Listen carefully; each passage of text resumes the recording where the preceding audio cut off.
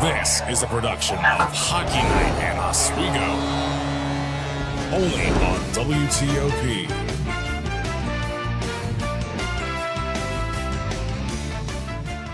Are coming together, students are shipping out, but one thing remains the same, and that is Lakers hockey here on WTOP 10.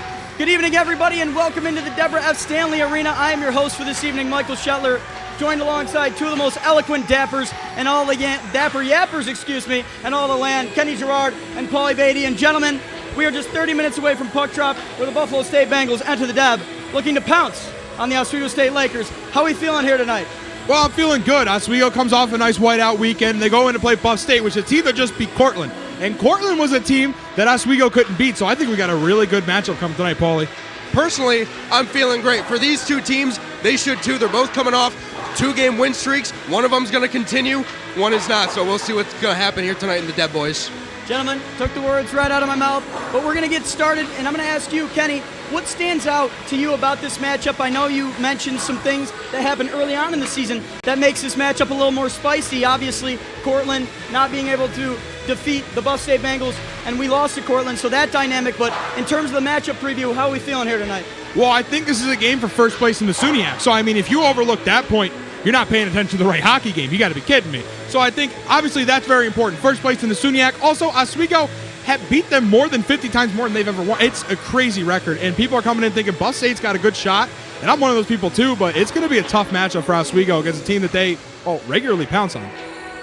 Oh, my turn now. I think the narrative is just both of these teams are really young. Looking at all these lineups, 19 obviously new guys for the Oswego Lakers. I think we've said that week after week after week. 11 new guys for the Buff State Bengals, and they're trying to get their footing too, but they're off to a good start. 3-1. Oswego finally got their 2 wins in the column last week in whiteout, so it's a testament to those guys who need to take that step up and the vets who keep them learning week after week. And Kenny, I want to mention one thing. Heading into this season, the schedule was very front-loaded. You play teams like Elmira, like Adrian, like Cortland, powerhouse, and with 18 new freshmen on the team, there's no better way to jump right in the deep end than with those battles. Do you think that helps or hurts a team playing such dominant teams early on and having new players on your squad that have to match and become cohesive so early on? It depends on the team, really, because you come in and play 4 ranked opponents. You go 1-2-1 in those games. You beat Plattsburgh. You lose to Adrian in Hobart. And then you win in shootout against Elmira, but it counts as a tie. It could go either way. Now, if you look at it as a team and go, wow, we had these tough teams and we beat one. We came in and played pretty good against some. Take that morale and run with it. But you could also look at it like, oh, wow, we just beat these guys. We're great. We're good. And then they go out, they get cocky, and, well, they lose. So go either way. What do you think, Paulie? I mean, I think it definitely helps a team. Even though these guys are young, feed them to the Sharks. I mean, there's really no better way to learn. Within the last 2 games against Plattsburgh and Potsdam, these rookies, rather freshmen, had combined, I believe, 17 points within assists and goals. Very formidable foes for Oswego within Plattsburgh and Potsdam. They did a great job bouncing back, going 0-2-1. Now they're back in the deep end. 2-2, facing a team who has a winning record. Should be a good one tonight here, and another test for the freshmen.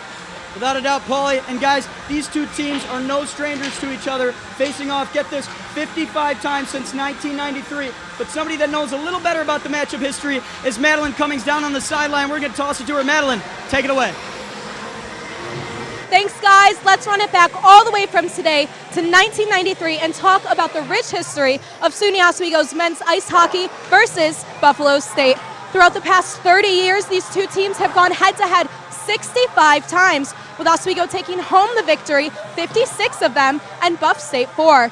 Currently, the Oswego Lakers are on a 9-game win streak against the Buffalo Bengals, which poses the question, will Oswego make it 10, or will Buffalo State take home their 5th ever program win against the Oswego State Lakers?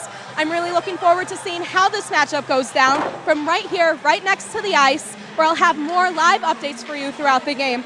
But for now, let's send it back up top to the perch with Kenny, Paulie, and Shetler. Boys? Madeline, thank you very much. A great hit as always. And gentlemen, earlier this week I had the pleasure of sitting down with head coach John Whitelaw, a former Oswego State Laker and the current assistant coach, to discuss and reflect on last weekend as well as to preview the matchup this weekend. Let's go ahead and take a look. What's the energy during practice look like throughout this week? Whether it's the locker room and on the ice after that electric whiteout weekend, 2 victories, one against Plattsburgh, one against Potsdam, just 2 big victories that were much needed to start the season. Yeah, no, it's been a real fun week of practice. This whole season's been fun up to this point. But no, just with so many young guys every day, there's definitely high energy. We're a very competitive group with everybody trying to earn their spot. But it was good to see the guys get rewarded playing 2 great games last weekend in front of a great crowd here. So what went into getting this team to mesh so early on in the season? Obviously, last weekend is the time where I really started to see that cohesiveness, the team fully meshing. So what goes on to getting this team to mesh this early in the season? I mean, for us, just in the recruiting process this past year, we knew skill and talent wasn't going to be the issue. We were lucky to get a lot of the guys that we targeted. And they came for the right reasons. They wanted to be here. They wanted to be a part of our program for the tradition and the history and obviously the opportunity to win. So once getting them here, obviously getting them all to gel quickly and come together and buy into what it means to be a part of the Laker program. How does being a player kind of affect your process heading into coaching? And do you see yourself in these guys? I know you're walking the same halls. You were on the same campus. You were doing the same practices with similar coaching staff. So how surreal of a moment is it for you to obviously, be a player and then now be a coach? And do you see yourself in some of these guys as they lace up and head on the ice? Absolutely. Absolutely. And that's, I think, the coolest part about coming back to coach at your alma mater is that exactly as you said. I've been in the same classrooms. I've played in front of the same crowds. I've been in the locker room. I've gone through, everything they're going to go through in their 4 years, whether it's, the ups, the downs, the injuries, and so forth. And so being able to relate to them, to understand what they're going through, to share my own experiences, I think it's invaluable. Buff State goes in and they beat Cortland, a thing that you could not do earlier on in the season. So how does that change preparation? How does that change the way you study film? And how does this change the way you coach these guys heading into tomorrow? Excuse me. Yeah, I mean, I gotta be honest. I don't know if it changes anything because in our conference, any given night, anybody can knock you off. So them going in to beat Cortland, I wouldn't say it's a surprise. It happens. They're a quality team. And I know the track record, the history with our program, it's obviously pretty lopsided, but they're a team that always gives us fits. Thank you, John, for your time. Thank you for this interview. No problem. Appreciate it. Great interview out of Whitey. But for now, we are going to send it into break. We're going to take a short break for now. Bundle up, turn that fireplace on, get some chestnuts roasting. We'll be back on the other side here on WTOP 10. Stay with us. Would you like to try snacks from faraway lands? Or snacks with bizarre flavors? How about snacks in new ways? Or snacks you've never tried before? You don't have to go far to find these snacks. They can all be found here at Snacks on West 1st Street.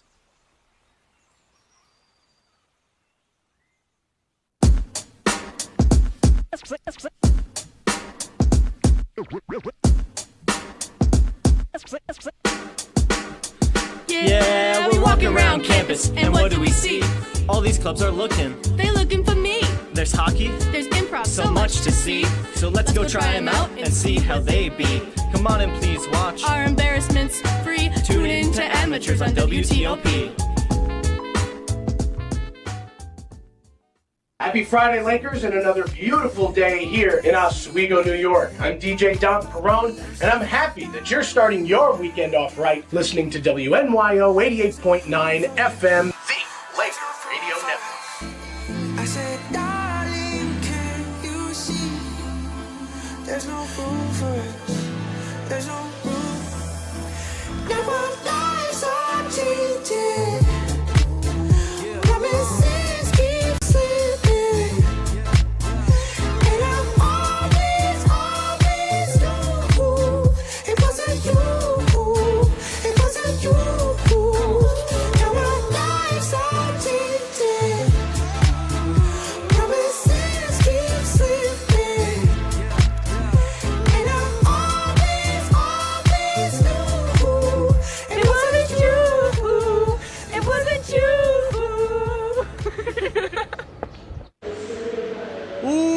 back into the Deb for the pregame show and Hockey Night in Oswego here on WTOP 10 between the Buffalo State Bengals and the Oswego State Lakers. For those of you just tuning in, I'm your host for this evening, Michael Scheller, still joined by Kenny Gerard and Paulie Beatty. And fellas, before we get into it, our very own Chris DeLuca, the astute Chris DeLuca, had the chance to sit down with one of the freshman wonders, Jesse Horacek, and speak on his early success so far in his Lakers career. Let's go ahead and take a look. I'm here with Jesse Horacek of the Oswego State Lakers. Now, Jesse, as a newcomer on the team, last weekend was your first time experiencing the joy that is Whiteout Weekend. What was that experience like for you? Yeah, the atmosphere was unbelievable. You know, I've heard a lot of people talk about it, and it really lived up to expectations and past it. I mean, it was unbelievable. The fans are great. Absolutely. And with that new experience, is there anything you've learned from the weekend that you can implement into your play? Yeah, definitely trying to stay focused on the game and not get too busy into the crowd and work with the crowd. But I think continue to do what we're doing as a team, and everything is going in the right direction. Absolutely. And after that crazy weekend, you also won the SUNY Rookie of the Week, which I have to say congratulations on. As a rookie on the team, how has that adjustment period been for you to come to a new school and to a new team? Yeah, it's been hard. I was in the last place I played, I was at the same team for the past 4 years, and coming here, it was definitely a big change, but I think the older guys and the returners have helped me and made me feel at home here, so it's been great. All right, and now getting into this weekend, your team is defending home ice against what has become a strong opponent in the Buffalo State Bengals, who are averaging about 4.3 goals per game. What are some of the things you are looking to do to help shut down their booming offense? I think just play our systems. I don't think there's anything we have to change or switch up and, try to get at their offense. But, I mean, we've been playing good D, good penalty kill. Our penalty kill has been really good, and continue to put pucks behind them. Absolutely. Thank you for your time. Thank you, Chris Horacek, another freshman who is off to a great start this year. But gentlemen, now it's time for the real question. We've seen this Lakers team on the ice 5 times so far. We got a feel out of some of the rookies, how they're going to perform. We got a feel out of how some of the vets are going to perform. With that being said, I'm going to start with the rookies. Who are some rookie studs that you are looking forward to seeing on the ice tonight and you think could be a big difference maker for the Lakers heading into their collegiate career? Well, I'll just keep it rolling. I'm going with Horacek. Jesse Horacek, he's got 1 goal, 3 assists. He was a SUNY Rookie of the Week, and his last 2 games, he's really broke out. Whiteout Weekend, he really started to thrive. He got his first goal against Plattsburgh, and it was a huge goal, and it was awesome. So, I mean, Horacek is someone to look after for. And not only does he just play as a scorer, he's a fundamental player as well. He's been great. You watch him on the bench. He's talking to his teammates as well. He's over there making passes, shutting down passing lanes, shutting down scoring lanes. I mean, he's been doing it all. So I think Horacek has a great future within this program and for hockey in its own right. Yo, I'm going to pivot over to my man Deuces. We got number 22, Colin Vasallo, a freshman from Buffalo. He's got no goals yet. That might change tonight. Who knows? 3 assists, 2 of them coming against Plattsburgh in a big win, and then 1 against Potsdam. But he's also got that +5 plus-minus rating, which, if you don't know what that means, it's when you're on the ice, when your team scores in even strength or shorthanded opportunities, and he's been a vital part of that. He's tied with Burke for first on this Oswego State Lakers team. So whenever they score, there's a good chance that guy's on the ice. He's been a vital part. Yeah, he's been a vital part of this team. He's lethal with the puck, gets it to his guys, and what can I say? Number 2, he's a good guy on the ice, great teammate, great freshman.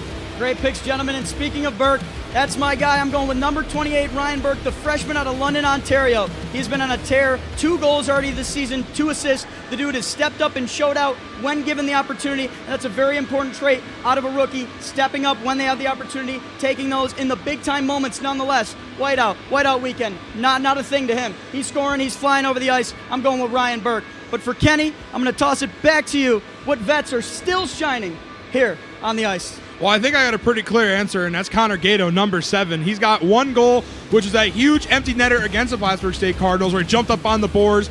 It was great, electric. And again, he is not one of those players where it's like, yeah, he's going to score every single goal. He's got 2 assists as well, but he's a dancer with the puck. He's kind of like Patty Kane a little bit. He's a great player. He can really get around, make some nice passes, get the open lane. That's why he's got 2 assists to 1 goal. He's not the guy that you're going to go, yeah, you go score every goal. He's going to go out there and get his teammates those goals as well.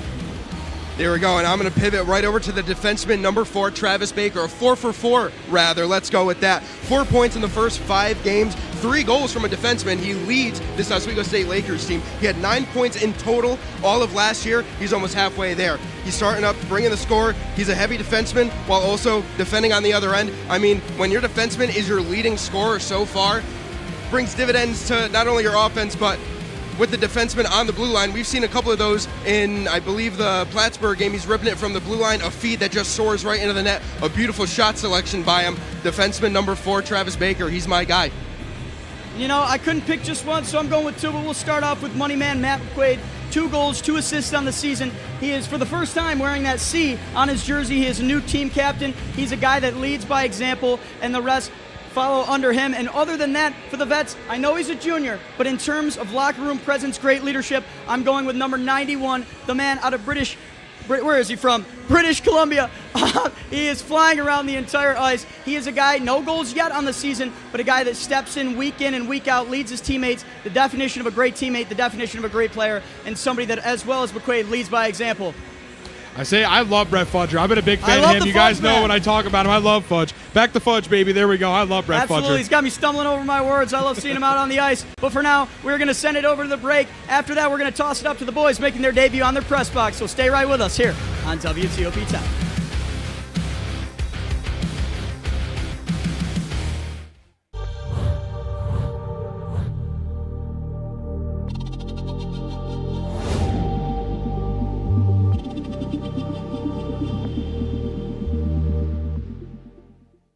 Say, President Stanley, whenever there's bad weather, who would you turn to? I'd turn to Storm Team 10. No, but you've got to say it like this. Storm Team 10. Say it with me. Storm Team 10.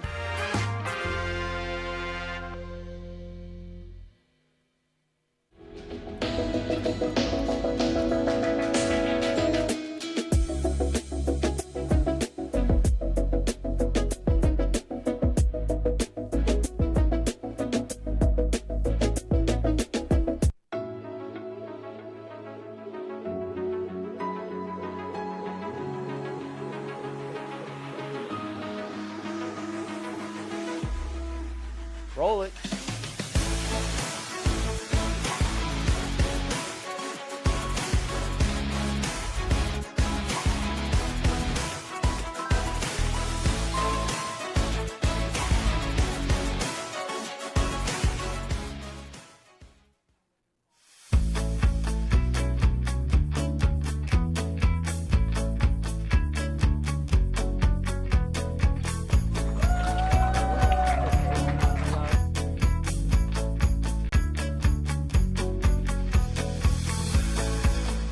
Jill told me it was Kitty from Glee. Yeah, what is it? It's Al Roker.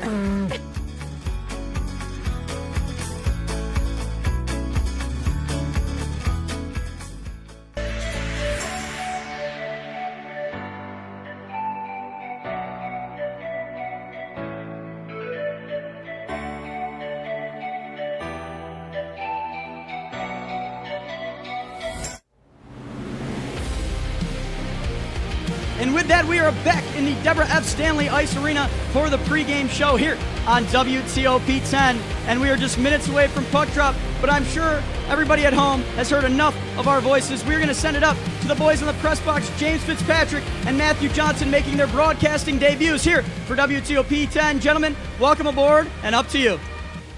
Thanks, boys.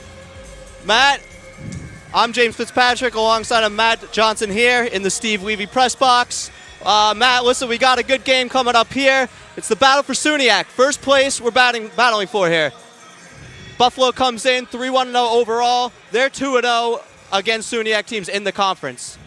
Same thing with Oswego. They're also 2-0 coming in a conference, but they're 2-2-1 overall. Matt, what do you think is a key goal for both teams to win this game? Well, I think we're going to see a very offensive game, James. Both these teams have star power on both sides of the puck. But when it comes to the X factor for both of these teams, brought up the fact that they're undefeated, it's because they have goal-changing abilities in both of their players. I think we're going to see a great game tonight. Absolutely. We'll go to the goalies. For the Lakers, we got Brandon Milberg, who a little shaky so far. Last season, he had a .915 save percentage. This season, it's only .909. So I'm sure he'd like to see better for him. And for the Buffalo State, it's Marcus Cumberworth. Yeah, Marcus Cumberworth. 3-1 record. He's had an outstanding season so far. They had a little bit of trouble with the goaltending position to start the season off, but he prevailed as their main guy so far. Does average 2.24 goals on average, but that's not too far off from the 2.27 that Milberg averages himself. Similar save percentages as well. No shutouts for either of these goalies yet this season, but hey, that's because they always play in games where it's high scoring, and I think we're going to see the same thing tonight, James. Absolutely, and we got some star power here tonight. For me, for my players to watch, I got some offensive defensemen. For the Lakers, it's Travis Baker. He's a sophomore, and he's already passed his goal total for last year. He's got 3 goals, 1 assist, 4 points on the season. For Buffalo State, it's Andre Manov. He's an offensive defenseman too. He's got 2 goals, assists on the season, 3 points, 4 games. I think those are players to watch in this game. Definitely 2 great players that you just listed there. I'm going to have to go with Calabufo if I'm choosing a Laker myself. In 5 games, he's only scored 1 goal and 2 assists, but he leads the team in shots with 21. This guy's due for a goal, James, and due for a big game at that. In his career, he's had 13 goals with the Lakers. I think we could see number 14 tonight. Now, if we go over to the Buffalo side, I'm going to have to go with the rookie, or should I say freshman, Powell. He leads his team in points at 6. Dan Powell has been phenomenal this season, 3 goals, 3 assists. As I said, he leads the team in points. This is a freshman making an impact early on in his career, and I'm really excited that we get to sit here and watch his talent tonight. Absolutely, and let's hear it. Predictions, who do you got? Like I said, we got a great offensive game on our hands, James. Buffalo, 5 players with 2 or more goals, including 5 players with 3 or more assists as well. Both of these teams are undefeated against SUNY competition as well. Oz standing out, outscoring 15-11 against opponents, averaging 3 goals a game. I'm going to take Buffalo in this one, though, 4-3. I think it's going to be a close one, but I think the offensive power, having 5 guys over 3 goals on your team, is going to prevail. Absolutely. Well, you know what? I'm going the opposite of you. I got Oswego. I think they could play good defense. They're a team who doesn't allow a lot of shots. They only allow about 2.5. They don't allow a lot of shots per game, and I think they can clamp it down on defense here. And I think they will. I got Oswego 3-1 over Buffalo State today. I respect your opinion, but I think we're going to be clashing a little bit during this game then, James. All right, well, keep it here. We're going to send it back to the boys after the break at the desk. La la la la. Free.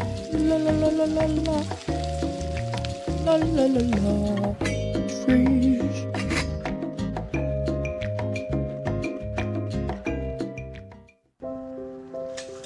I want to eat apples and bananas.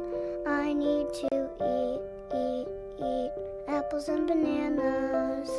Why can't I eat apples and bananas? Support the Feeding America nationwide network of food banks to help provide meals to those in need. Join us at feedingamerica.org.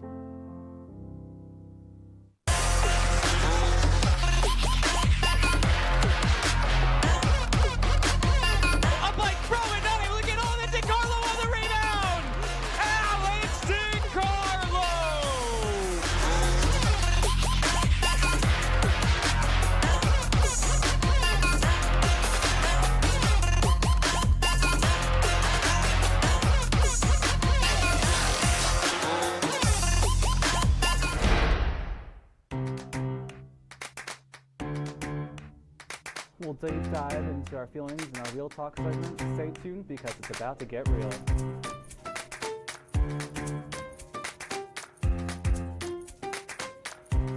And it could be your last chance to see one occur for 2 decades, as the next time one will be visible over the continental U.S. He's May 84. Yarrow told police in the hospital that he had pressed the doorbell and waited.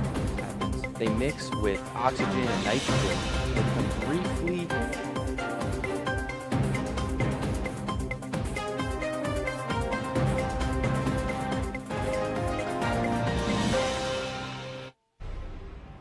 Welcome back to the pregame show here on WTOP 10. The lights are off, the stars are out on the ice, but gentlemen, it is time to get down to business. It's time for our players to watch. Kenny, if you had to bet on some players to perform out tonight, who are you taking?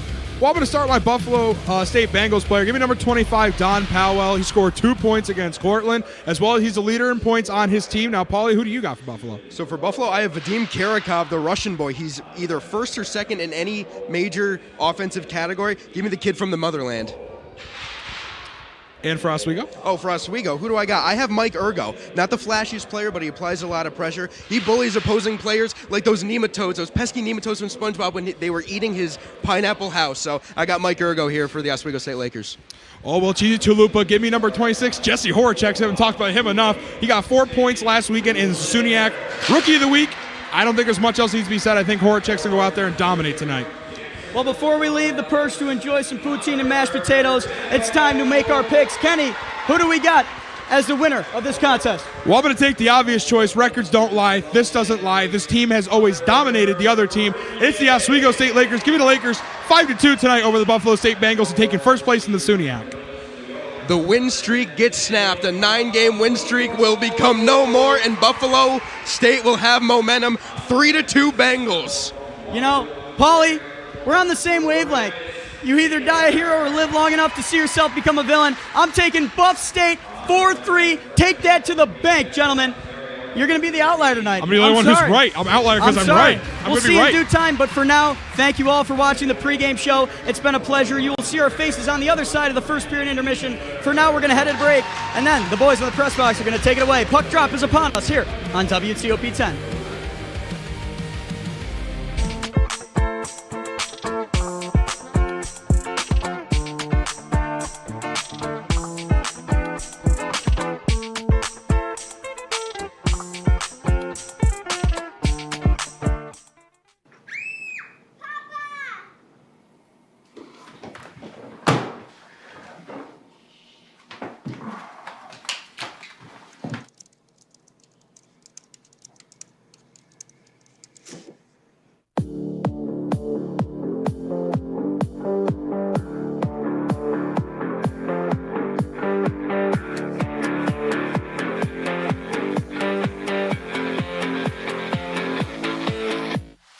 Say, President Stanley, whenever there's bad weather, who would you turn to? I'd turn to Storm Team 10. No, but you've got to say it like this. Storm Team 10. Say it with me. Storm Team 10. What's going on? Yeah, we go on at like 11:30. It's like No. What do you mean no? It's 10:30. 10:30? Matt, it's 10:30. What do you mean it's 10:30? Hey, don't touch that. That's my ladder. Hey, man. Whoa. You know this book was already discounted 10%? Wow. Get a close up with that one. Broadcast news. Look at that. Can we go back inside? I want to sleep in the studio again.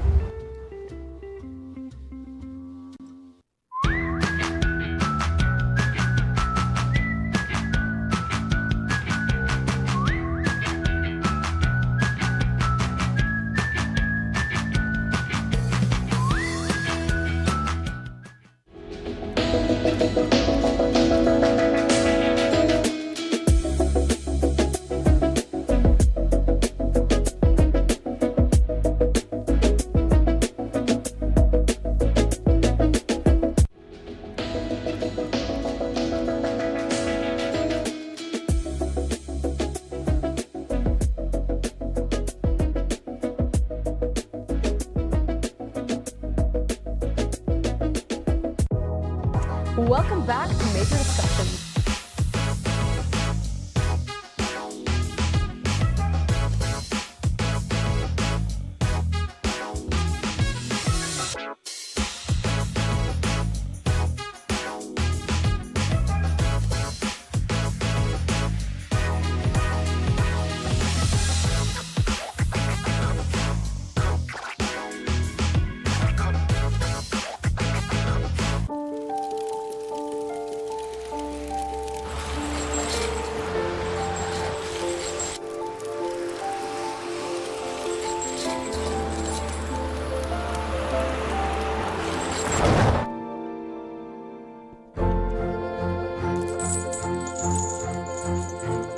Did you know dragging chains can spark a wildfire? Only you can prevent wildfires. When When I was in foster care, I never knew when I would have to move. So I always had my suitcase ready to go. Then one day, I was adopted. My new parents opened their hearts and home to me. My parents cook my favorite breakfast for me every morning. My parents take me on trips I never thought I would go on. They gave me a home and an even better reason to use that suitcase. My parents aren't perfect, but they're perfect for me. Hey there, I'm Al Roker, class of 76. Yes, way back in 76. Back when the earth was cooling. You're watching WTOP.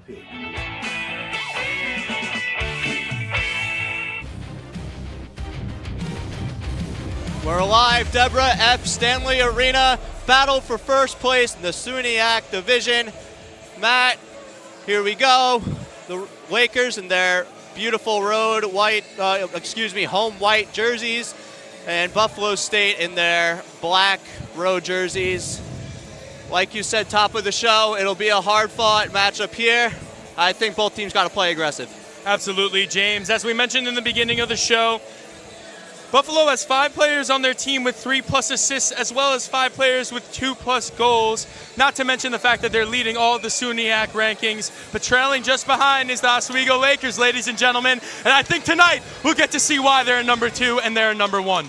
We are underway. Buffalo State controlling the play here to start the game. It's dumped into the Lakers zone. Baker will play it across, and the Lakers look to break out. Chipped along the near boards, all the way down. No icing called into the corner behind the net. The Lakers look to pinch along the boards, and the Lakers keep it in.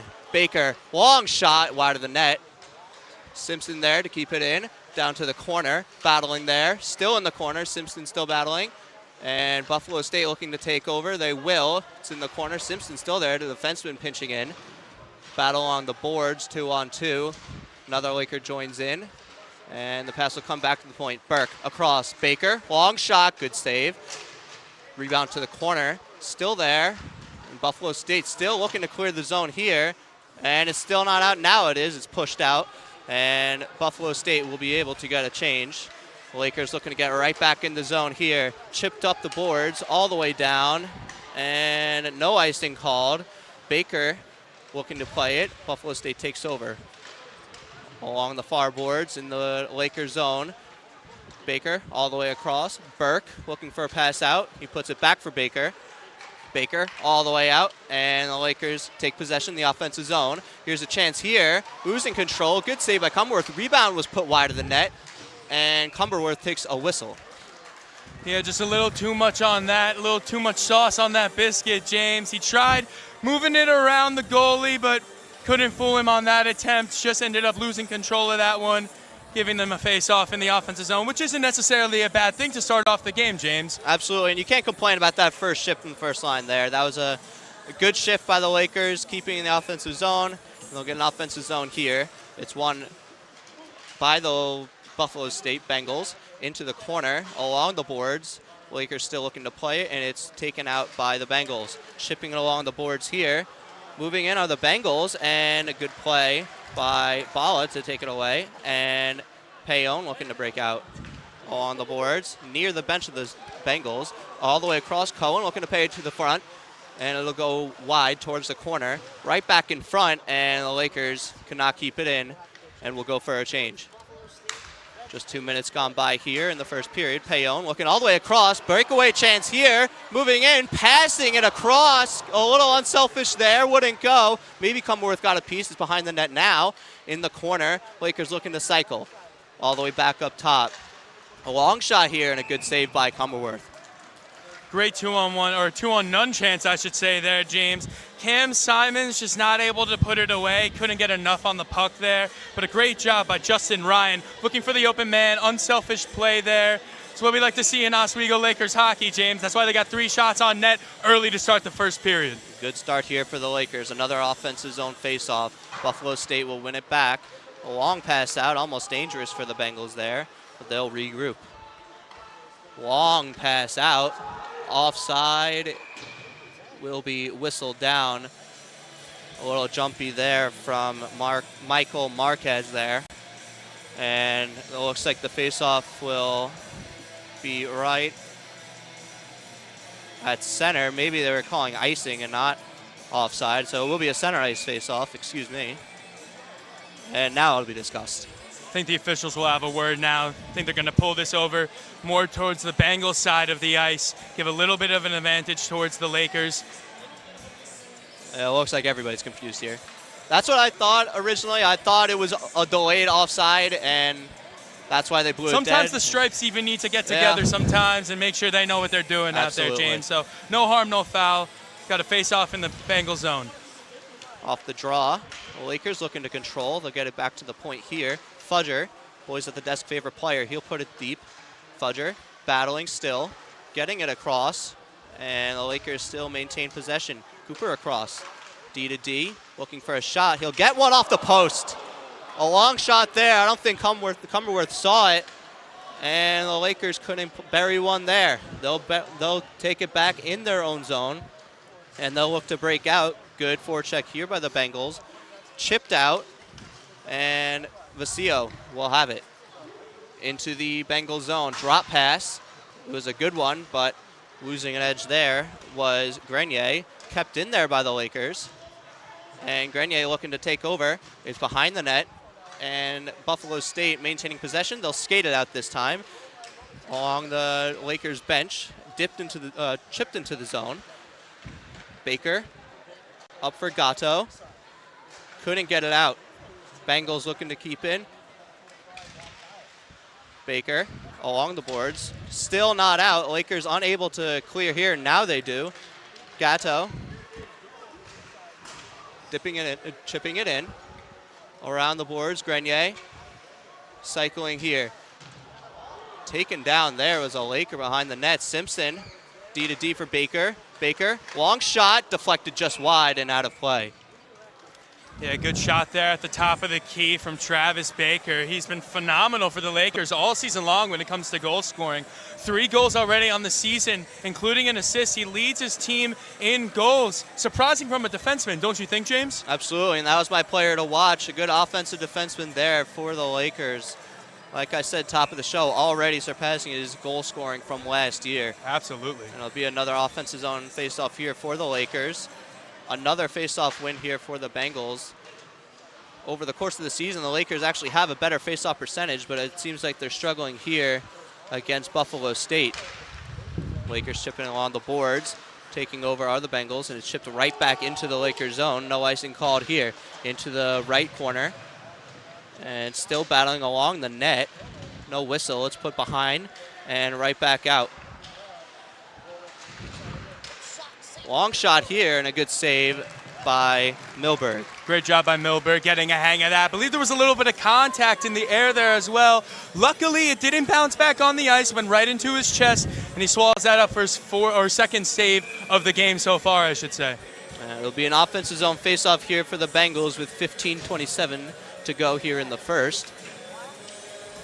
A little jumpy there, and face-off's won by the Lakers. They'll break out here. Chipped into the far boards, looking to chase it there, putting it right back in front. Cumberworth got a piece of it. It's chipped all the way down. No icing here. Lakers regroup behind their own net, protecting it here. Still looking for a pass out. That was Semrod putting it all the way up, chipped into the zone.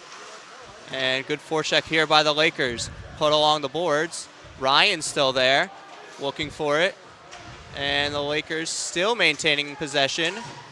And Buffalo able to regroup a little bit and chip it out of the zone. Simpson gloving it down. He feeds Baker. Simpson along the boards. Vasio.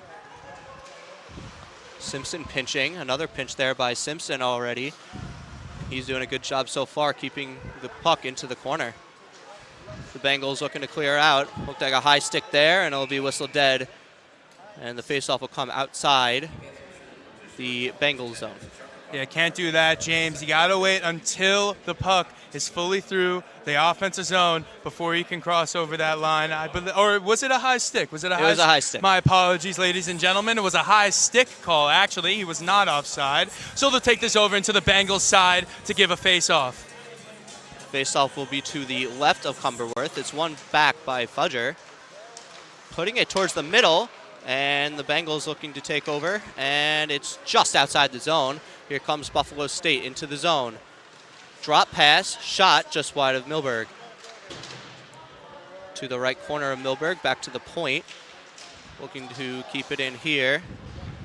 And it'll come back down low into the slot. A dangerous play there, but the Lakers looking to take it out of the zone. Chipping it off the boards. And it'll come right back, protecting it behind the net of Cumberworth. Chipped out. Gatto looking to take over. It's chipped into the zone. And the Lakers chipping it up the boards. All the way down, and here come the Lakers back the other way. Putting it deep across the slot, nothing happening there. Chipped right back out by Buffalo State. Payon dumping it in on goal. Good save there with the blocker by Cumberworth. Behind the net into the left corner of Cumberworth. Putting it back towards the middle, and good play by Grenier, maintaining possession across the line. Gatto passing it in front, and Grenier back down low. In front, and it still wouldn't go. Gato in the corner, putting it back up top. Payon looking for a shot. He's going to put it back down low instead. Buffalo State taking over. A sloppy pass there, goes right back behind the net. And good forecheck here by the Lakers, and taking it away are the Lakers. Back towards the middle, passing it across, still there. Shot is blocked, rebound, good save by Cumberworth. Another shot wouldn't go. Behind the net, coming in front, in the slot, feeding it back up top. Payon, shot, saved by Cumberworth. Another good save by Cumberworth there, and Payon couldn't keep it in. 2-on-1 if they hurry for Buffalo State. Passing it towards the middle, a sloppy one, couldn't get through. Comes to the boards, behind the net of Milberg, and the Lakers will be able to break out. Payon, the defenseman, carrying, putting it to Burke, who will chip it deep. 8 minutes gone by here in the first period as Buffalo State will take over and put it deep into the zone. Long shot there, stopped by Milberg. Lakers taking over, chipping it up the boards. And a clean breakout there for Oswego. Cohen putting it deep. Ryan will chase. Back behind the net, putting it D to D. Good breakout pass there. And it's batted down with a high stick again by Jonas Linavori. Fool me once, shame on you. Fool me twice, shame on me, James. That's a second high stick call in the first period. But real quick, let's talk on Cumberbatch, what he just did back there. Or Cumberworth, my apologies. Cumberworth faced 3 tough shots to defend there. 2 of them screened. Surprised he even was able to get a stick on the third one. And just showing his abilities there. He's been doing it all season. It's why he has a 92.6 save percentage on the season, showing off why he's the lead guy for the Bengals.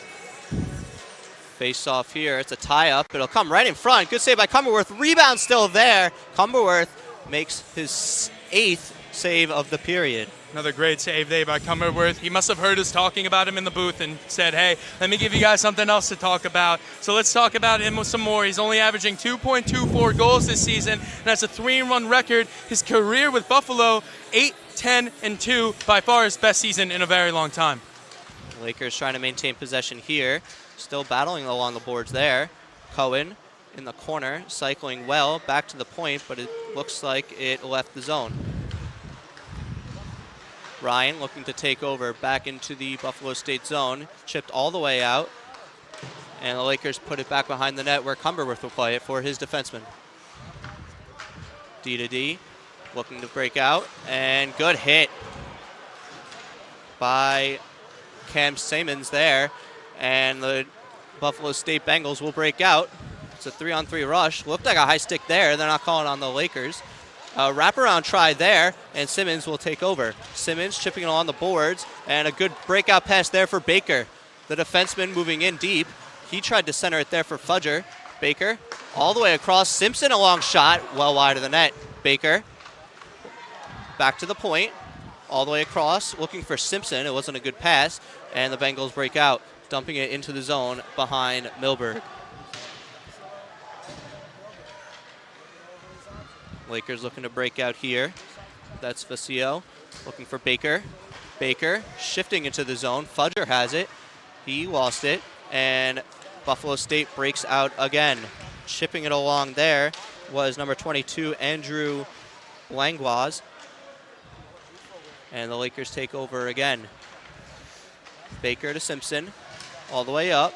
And here they come, 3-on-1. Grenier across, and no shot there. It looked like a bad pass. It comes in front, a good save by Cumberworth.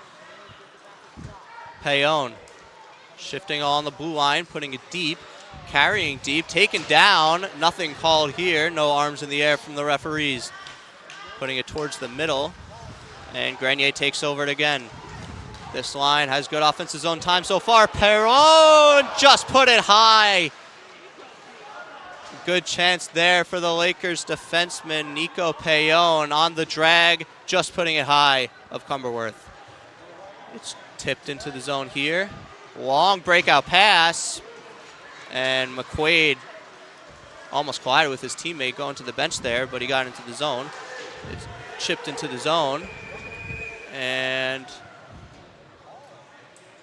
a whistle here from the linesman. Looks like he was signaling for too many men. I don't think I've ever seen a linesman call a too many men penalty, though. Well, you've seen it now, James. They just called it now. Looks like they're calling it against Buff State, Buff State.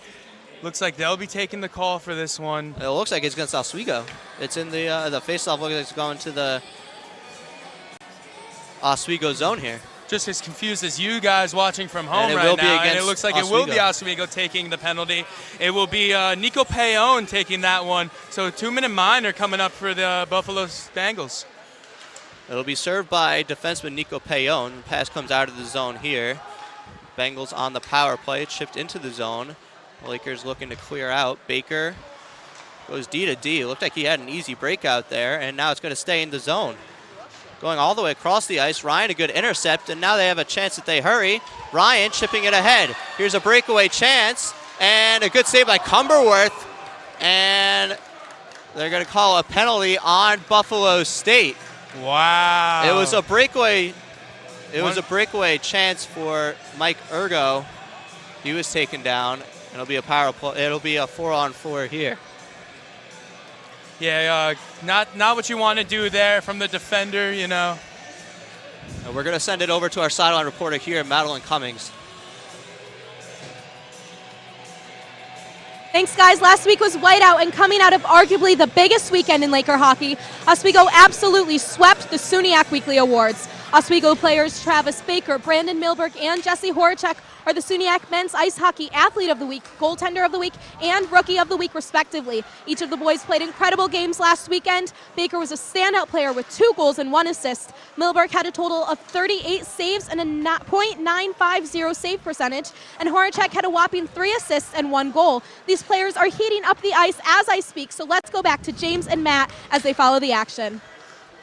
Thanks, Madeline. We're 4-on-4 here for a brief moment as the pass comes into the Buffalo zone here. A backhander just went wide of the net.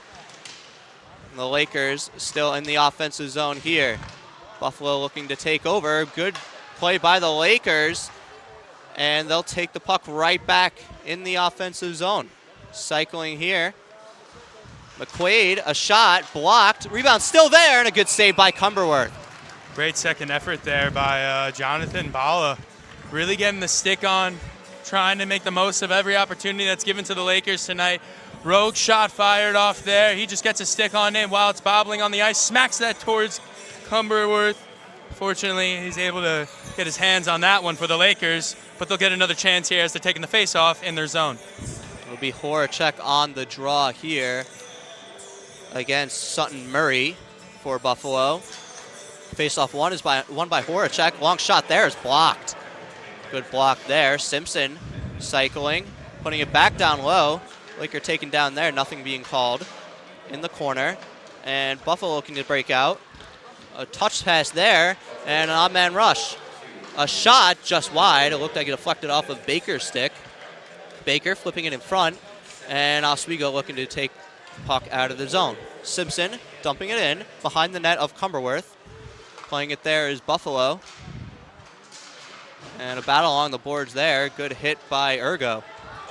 Maintaining possession is Baker. Baker back up top, a bad pass to the zone, to the point I should say, and the Lakers maintain possession in neutral ice. Payon serving the too many men penalty on Oswego. He comes out of the box, lost the puck, 10 seconds to go on this Laker penalty.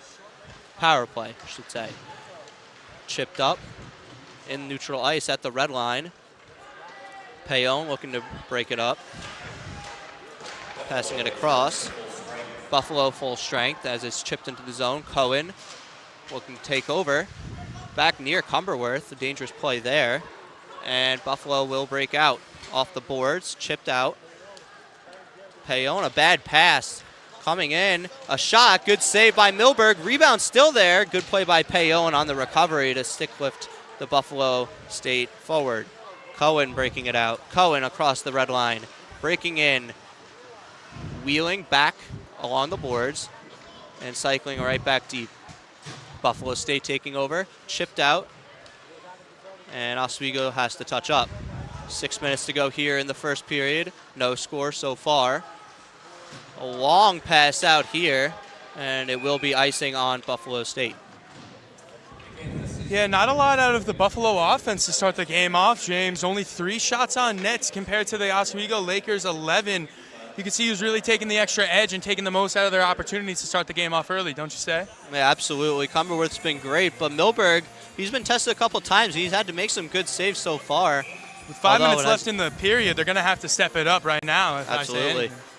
Face-off is one back here. Shifting in, trying to take a long shot there, and it's chipped off the boards, out of play. Deflected off the glass, no call. And the face-off will come right back in the Buffalo State zone. Offensive zone face-off here for the Lakers. As good as Cumberworth has been, James, when you bring up goaltending, you really got to bring up the other side of the rink. Milberg's having a phenomenal game, not only tonight, but over the past weekend. 40 total saves, only allowing 2 goals in the 2 wins in Whiteout weekend. Across the blue line, falling there. And Cooper's got it for the Lakers, putting it deep, controlling it, trying to pin it along the boards, looking for help. Help does come from his team, and Cooper still battling with it. He's still got the puck. Good play by Cooper there. Cooper putting it in front, and it wouldn't go. Buffalo looking to break out. Not too many forecheckers here, and they will break out. Oswego's got to touch up. They're still offside. Simmons got to come back. And a good breakout pass here. Here comes the Bengals. Long shot into the glove of Milberg. It's a nice glove save there by Milberg. As I was saying, 38 saves, 2 goals allowed, and 2 big wins Whiteout weekend against Plattsburgh and Potsdam. But then when you're bringing up Milberg, you got to bring up Cumberworth again. He had a phenomenal weekend as well. He had 61 saves and 2 wins as well, and that's what matters at the end of the day, wins. Face-off one here by the Bengals, chipping it in deep. A board play here, good play by the Bengals, putting it back behind the net. Still battling, and a whistle. It looks like it got stuck in the net, and it'll be another offensive zone face-off here for the Bengals. Other than the great shot opportunities to start the game off, James, I've noticed it's been a very physical game for both of these sides. They're trying to get the most out of their players, and they're trying to rile things up, get emotions in favor. You think that can help or kind of discredit their game at the end of the day? Well, you know, both teams are a skillful team, so I think speed is going to win the game for either team here. This is chipped out of the zone. Buffalo has to come back and get it. Pass D to D here. And a good play there, battling it out of the air was Ethan Perreault. Chipped into the zone. Perreault still on the chase there, and looked like I believe it was a hand pass called by the refs there. So we'll get another face-off in the Oswego Lakers defensive zone. And you were talking about speed back there, James. Absolutely right. Both these teams just zipping back and forth on both sides of the ice. Looks like a flash of light every time that there's a change happening. So I'm excited to see how that'll balance out with the aggressiveness that they're bringing as well. Absolutely. Puck comes to the neutral ice here, all the way across. And the Lakers looking to take over. Simpson up for Burke. McQuaid on the chase here. Cumberworth coming out of his net to play it up the boards. Calabufo looking to take over, but it comes right back behind the net. Buffalo State looking to break out off the boards. Good play. And now it will come out of the zone. Bengals looking to take over. Good play by Payon. All over the ice so far this period. Trying to stay onside was Gato there. Couldn't. And that one is chipped right into the Bengals bench. Yeah, out of play there. So we'll get another face-off to reset things over here on the ice. But yeah, like I was saying, you're talking about speed. I think these guys have shown nothing but great force to start off on the offensive opportunities. Definitely need to try and get some more out of those opportunities, as we do have a 0-0 game here, both teams with a couple goose eggs. But, you know, time's winding down in the first, and there's plenty of hockey to be left. The Lakers breaking out here all the way across. Gato dumping it into the corner. And Gato is the only forechecker so far, but Grenier intercepts, putting it back to the point. Payon walking in, shooting, save, rebound still there in front, and Buffalo will break it out. To the middle, good pass, but it wouldn't go. Payon there to take it away. Still in the Lakers zone here. Shot is stopped by Milberg, and Grenier looking to battle along the corner. They'll come behind the net. Payon breaking it out. Gato looked like he didn't grab that puck. It comes all the way up, and Grenier bringing it in. Grenier in the corner, trying to take a sharp angle shot, trying to catch Cumberworth by surprise, but he will take a whistle. Yeah, that was Adam Grenier there, just trying to catch the tender lacking. You know, sometimes get it above the shoulder, maybe under the elbow.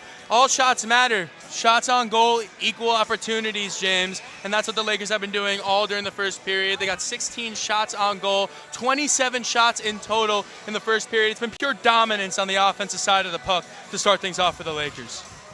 Face-off one here. Cooper, a long shot from the point, wouldn't go. It was blocked in traffic. On the boards here, falling was Cooper, that was number 21.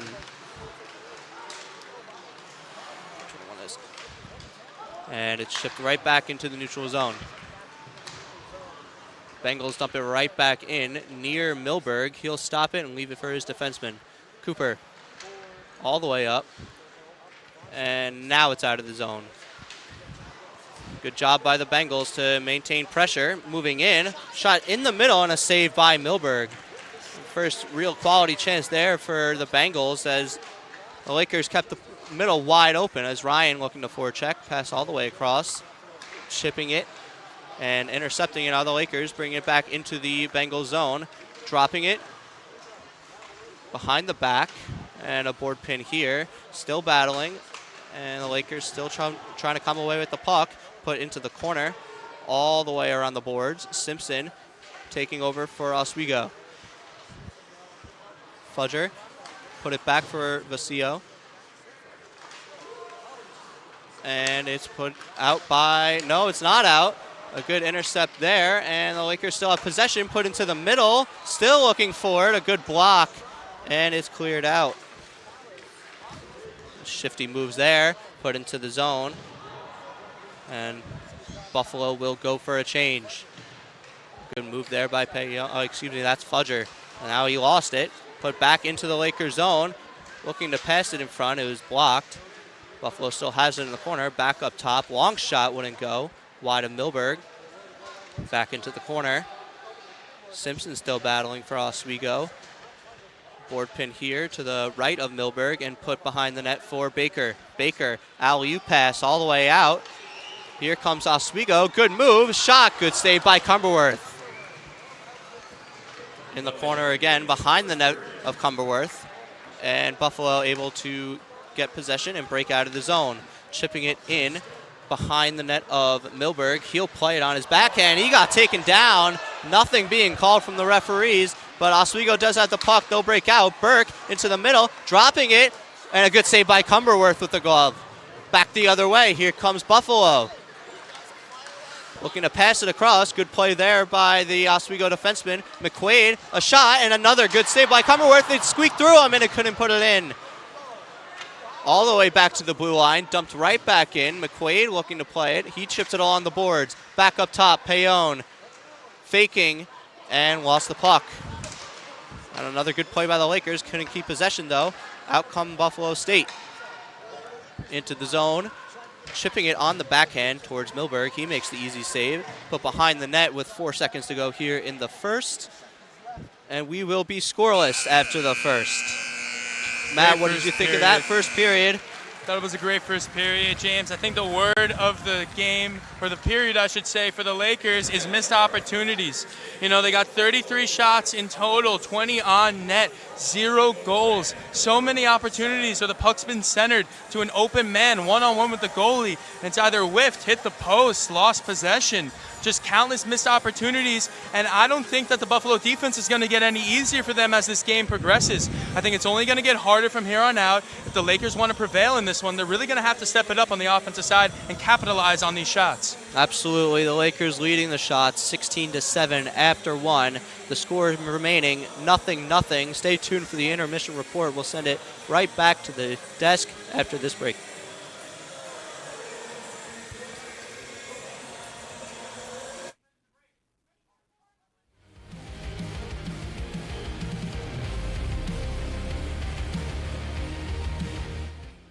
I am right down by the ice with number 4, Travis Baker, and Travis was just named SUNY Player of the Week. And last weekend you played some great games. You had 2 goals and 1 assist, and you are new to the team. How does it feel like playing for a new team? And I'm not new to the team. Oh, sorry, last year. my bad. Yeah, but no, it's good. It's a fun atmosphere to play here, and it's fun to score. I mean, I couldn't do it without the guys, so it's fun. Perfect. And it was a crazy weekend last weekend. You guys had 2 amazing games. Going off of the momentum from those games, how does it feel like going into this game? Yeah, whiteout's always fun, so it's good to have a lot of energy through the week in practice. Guys are having a lot of fun, bring energy into this game. So. And right now, you guys are close. It's 0-0. What are you going to do to put the puck in the back of the net? Yeah, keep playing the same way, put pucks on net, and they'll go in. Well, perfect. Thank you so much, Travis. We will have more for you after the break. Hey there, I'm Al Roker, class of 76. Yes, way back in 76. Back when the earth was cooling. You're watching WTOP.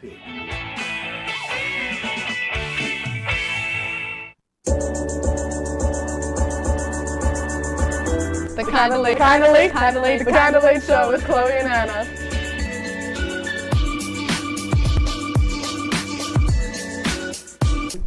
Like licorice, Twizzlers, absolutely nasty. The thought of turkey is just nauseating. I think you're wrong, is what I think. You think I'm wrong a lot of times. I do think you're wrong a lot. When you look at the number of disasters in the U.S., chances are every area will deal with some kind of emergency in the next decade.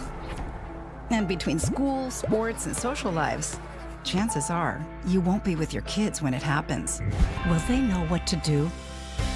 Ready.gov/kids has the educational tools and information to make the conversation easy. When the time comes, chances are they'll feel prepared, not scared. So talk with your family today.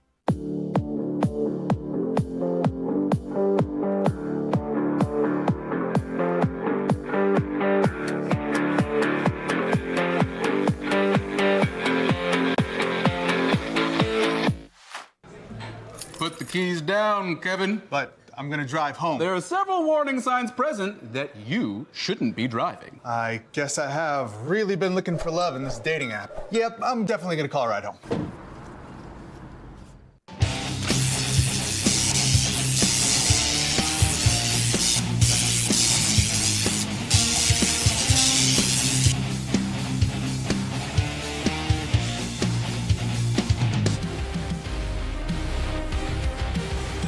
Welcome back up to the perch for the first period intermission report. I am your host for this evening, Michael Scheller, joined alongside Kenny Gerard and Paulie Beatty. And gentlemen, we're 20 underway. How's it looking so far? Well, I think most of us took high-scoring games here, and it's been not that. Nobody scored so far. It was 16 shots for the Lakers and 7 for Buffalo. It was a very slow start, very defensive, and very chippy so far. But a 0-0 battle is almost what you could expect between two good teams, though. Definitely, and all it takes is one shot, like you were saying, 16-7. Oswego averages about 38.2 shots per game, and Buffalo 34.5. Doesn't look quite like it for Buffalo, but Oswego's still on pace to hit that 38 shot threshold. Yeah, for sure, Paulie. And whole lot of nothing so far, to put it bluntly. Not a lot of scoring, but lots of opportunities for the Lakers. They've had a lot of opportunities to take some shots, just haven't been able to get in the back of the net. Kenny, what can you attest to that? I think it's great goalie play. Defensively, they're shutting down shooting lanes and passing lanes. They're not getting a lot of clean play. It's been a lot of chippiness, a lot of dump and run and kind of in between and out. So not much. Dumping in the corner, dumping in the far and the near. It's just no one's really getting the puck. So I think you're going to test that to both the defensive play and the goalies as well. I can think of 2 times when the Lakers had golden opportunities. It was a 2-on-0 with Justin Ryan and Cam Simons. Pass just couldn't connect. And then later on in the period, a 3-on-1 opportunity. Again, the puck is just not connecting with the stick. They wanted those 2. It could be 2-0, but still we're deadlocked at zeros. Yeah, we had the best seats in the house. We were right back there watching over by the goal. And, the goalies are holding their own. Milberg, he's faced 7 shots. And then Cumberworth has faced 16 shots, no goals at the end of the first period. Got to be happy with that if you're the coach. Yeah, absolutely. What you expect from these 2 teams? I mean, Milberg's been playing out of his mind since he's been in net. He's been great all year long. And Cumberworth, I mean, you go in and you beat a team like Cortland, who's a high-scoring team. You come in and play Oswego and you blank them in the first. Yeah, I mean, that's it. It's the story of it. Yeah, I mean, Cumberworth is doing his job. 16 shots face, and a lot of them coming at deep depths or even real close to him. And I think Milberg, with the help of Eden and Eli tonight watching, big support from his family, his cousins back home watching. I bet that's good for him, and it's a good shout-out for us to go with Eden and Eli tonight. Absolutely. Milberg has been tearing it up all year long. But, gentlemen, like you said, I'm not sexy red, but it's getting chippy. It's getting very chippy out there. These teams, I don't think they're going to be asking what they're going to have for Thanksgiving with their families. I think they're saying some other stuff out down on the ice there, Kenny. It's getting a little bit slimy out there. It's getting a little bit of chippy. It's a little, it's tough. And, I mean, it's a SUNYAC matchup. I mean, it doesn't matter if you're playing Plattsburgh or Potsdam or, well, Geneseo's gone, but any other school in the SUNYAC, it's going to be chippy. And I think that's what we're seeing now, early season play.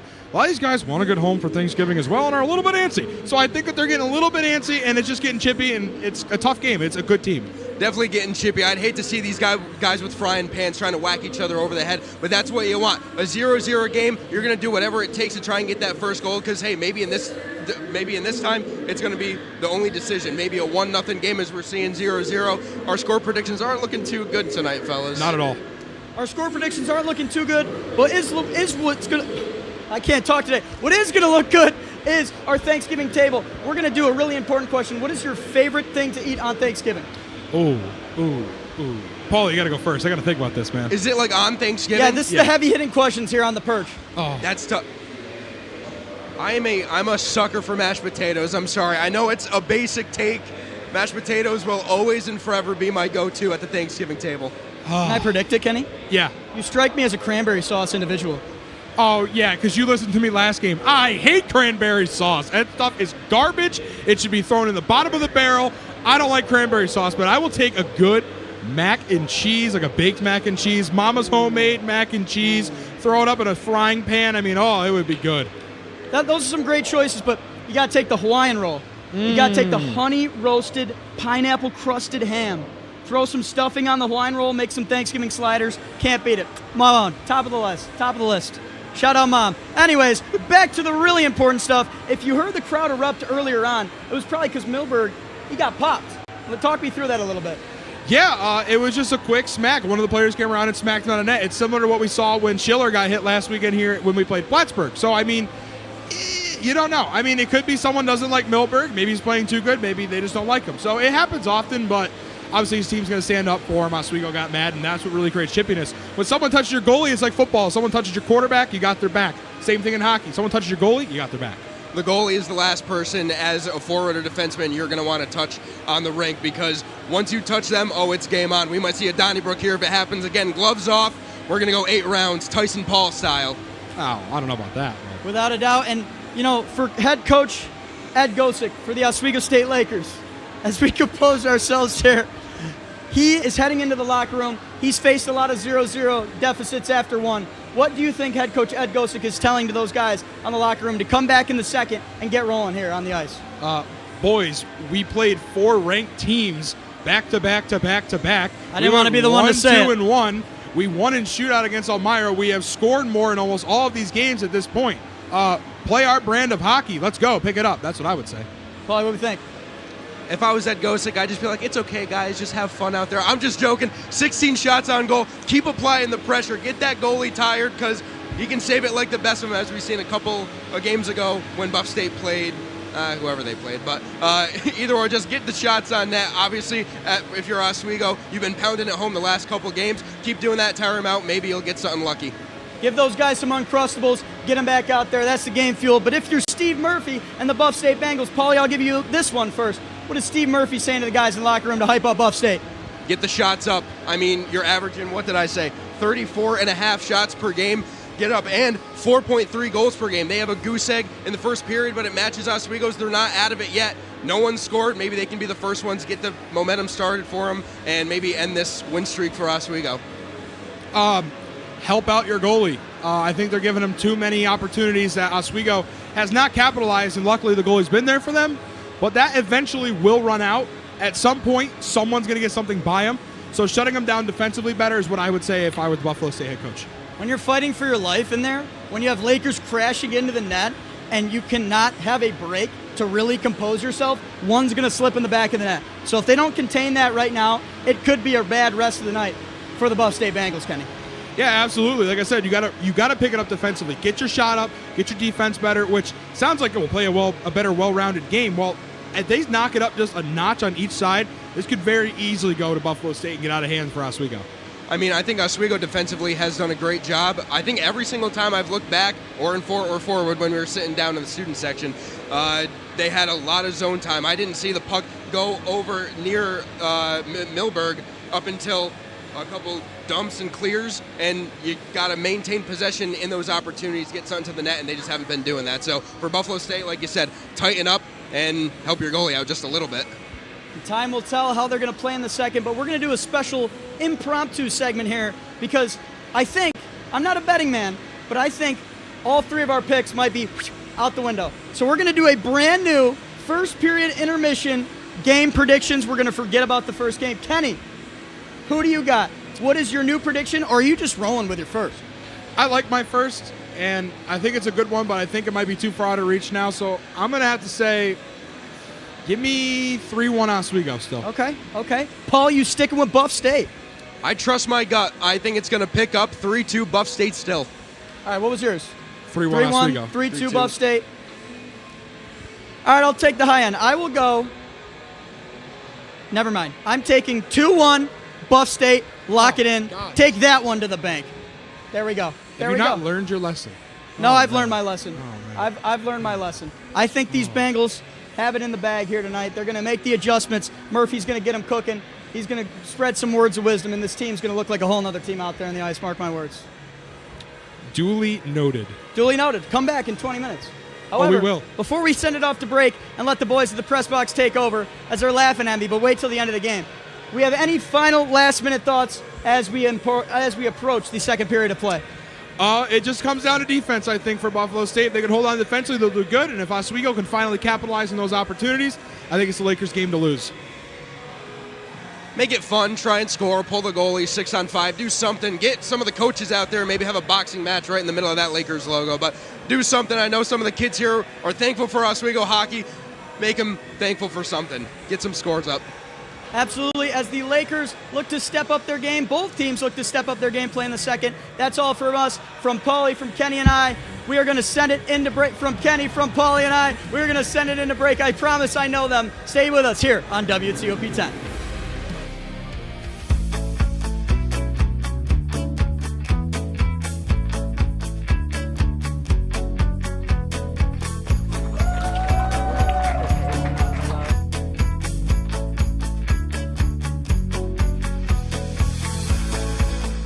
Jill told me it was Kitty from Glee. Yeah, what is it? It's Al Roker.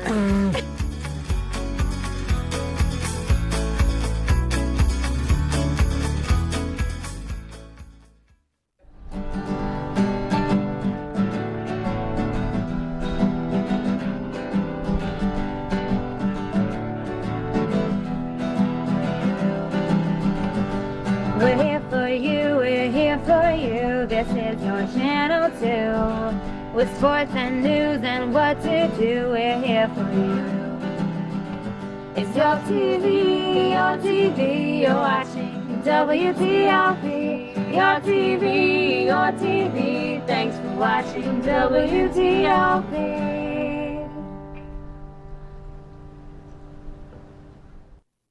What's going on? Yeah, dude, we go on at like 11:30. It's like. No. What do you mean no? It's 10:30. 10:30? Matt, it's 10:30. What do you mean it's 10:30? Hey, don't touch that. That's my ladder.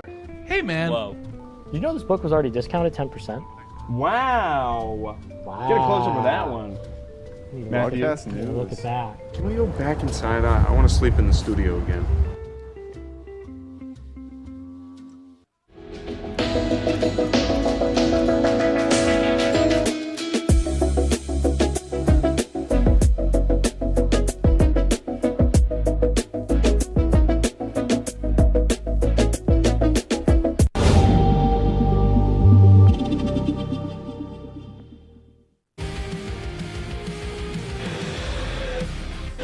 Back to the Deborah F. Stanley Arena for the second period between the Oswego State Lakers and the Buffalo State Bengals. Scoreless after one, shots 16-7 in favor of the Lakers. Matt, what did you think of that first period? Thought it was dominant on the Lakers' offensive side, James. They really did nothing short of greatness, other than, of course, scoring a couple goals that would have helped their case. But when you're dominating on the shot differential, you're dominating on the face-off wins. You even broke even with the penalty that you costed your team with, ended up getting a lucky break there. It's been nothing but greatness for the Lakers. Let's see if they can continue it on into the second period, and let's see if the Bengals can step things up and show why they're the number one seed in SUNY. Grenier against Glamos on the face-off. It's won back by Buffalo, and the Bengals will take over. It's dumped into the Lakers zone. Milberg will stop it behind the net, put it right back in front. Baker took a big hit as he cleared it up the wall. Calabufo couldn't get it out. Baker will get it right back, and he lost it in front, and it just went wide. A bad turnover there by Baker, and now the Lakers are able to clear the zone. Chipped right back into the Lakers zone. Baker got a little revenge there, and he laid a big hit on a Buffalo State Bengal as it's cleared right back up the ice, and it will go all the way down for icing. And two big hits there, back to back. Baker gets one sent right to the face, drops him down. Luckily, he gets back up, does lose the puck after being shaken up a little bit after a hit like that, and just absolutely retaliates on a Bengal there as he's going in for a line change, showing his aggression, showing why he is one of the best players for the Oswego Lakers, not only this season, but for the entire tenure of his time here. And you saw him give a few words to the Bengal on the ice after he hit him, as this puck is chipped up the boards by Payon all the way into the Bengal zone. Circling back, pass D to D, and the Bengals will break out easily. Past the red line, trying to chip it all the way in, and it'll deflect out of play right into the stands, almost hitting a fan in the stands. Yeah, nearly missed a fan there, but they'll be going home happy with a souvenir from the Lakers-Bengals game. Can't speak for their standpoint, but I would be ecstatic if I were in their situation. But yeah, speaking back on what we were talking about with Travis Baker, great tenure, 56 games played with the Lakers, and nothing but dominant. Last season, 16 games played, a goal with 8 assists, which is why it's so shocking to see him scoring so much this season. Absolutely. Like we said, top of the show, already passing his career high. A big hit there in the corner. That was Jonas Linavari with the hit for the Bengals. This one is chased down by the Lakers. It's put in front, and it wouldn't go. Put right back near the blue line. The Bengals are able to clear out. Linavari's still there, and Lakers get it back. Horacek passing to the middle. Fudger, or excuse me, that's Payon. And offside called by the linesman on the blue line. And that was a mistake on my part earlier, James. He's only had 21 games as a Laker, considering that he's a sophomore. But in those 21 games, he has scored in his last 3 for this season, and also was the SUNY Athlete of the Week this past week after a phenomenal whiteout weekend. And we see him quarterbacking the power play here for Oswego, normally on the first unit. A hit there on the boards near the penalty box, almost pushed Ergo into the penalty box. Put on the boards. Ergo coming back for some revenge on that hit, but he lost his positioning. Lucky that his defenseman made up for it there as Milberg stops it behind the net, looking for Ergo. Playing it along the boards, still battling there. And the Lakers maintain possession, pass it all the way across, and they'll look to break out And that one hits the scoreboard, flew all the way up and hit the TV screen on it. Looked like a punter went so high, James. I'm shocked that it was able to scrape the scoreboard. So we'll have a stoppage of play and a face-off after that. Give players a chance to rest, catch their breath, and yeah, play will continue in the Lakers' defensive zone. Yeah, and like you said, unfortunately, it is not a good break for the Lakers as that hit the scoreboard, and now it's a defensive zone face-off for them. And warning here handed out by the linesman to Ryan, and it wasn't much of a warning. They're going to kick him right out. Cohen into the draw.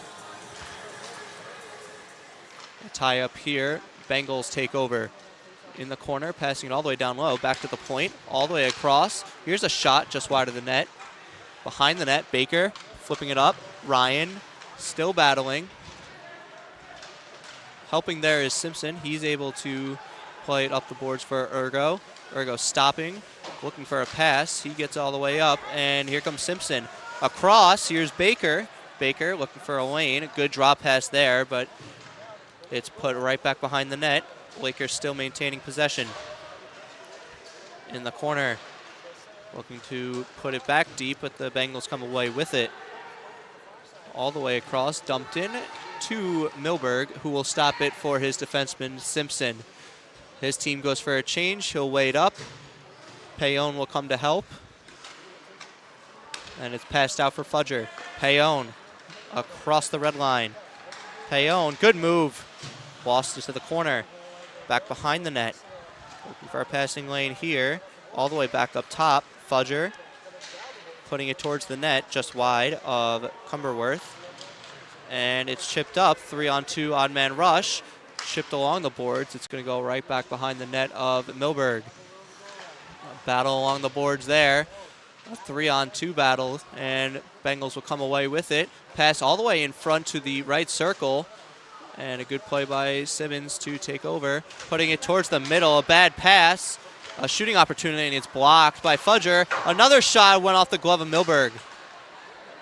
Still battling there. Simmons in the corner.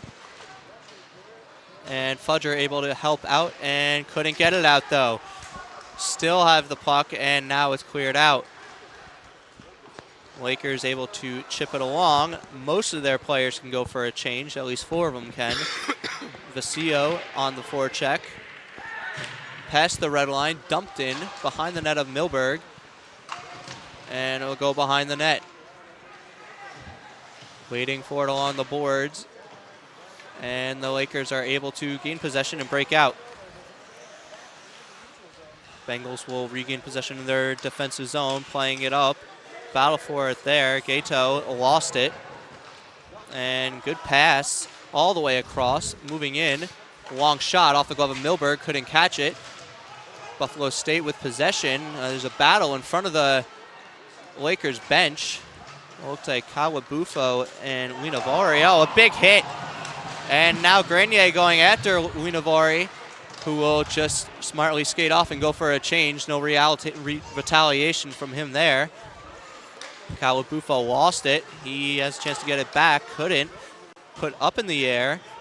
And with it there for the Lakers, chipping it up the boards. Horacek making a move, still with it. And he's still battling. Took a hit. Burke. And it comes out of the zone. McQuaid back for Baker, all the way across. And Baker will get it back. Baker looking up, tipped into the zone. No icing there off the stick of Horacek. Behind the net of Cumberworth, along the boards. Trying to put it way back up top. Baker looking for a passing lane. It deflects off the stick and out of play. Some great opportunities there for both teams, James, but what I'm watching was that hit that happened earlier.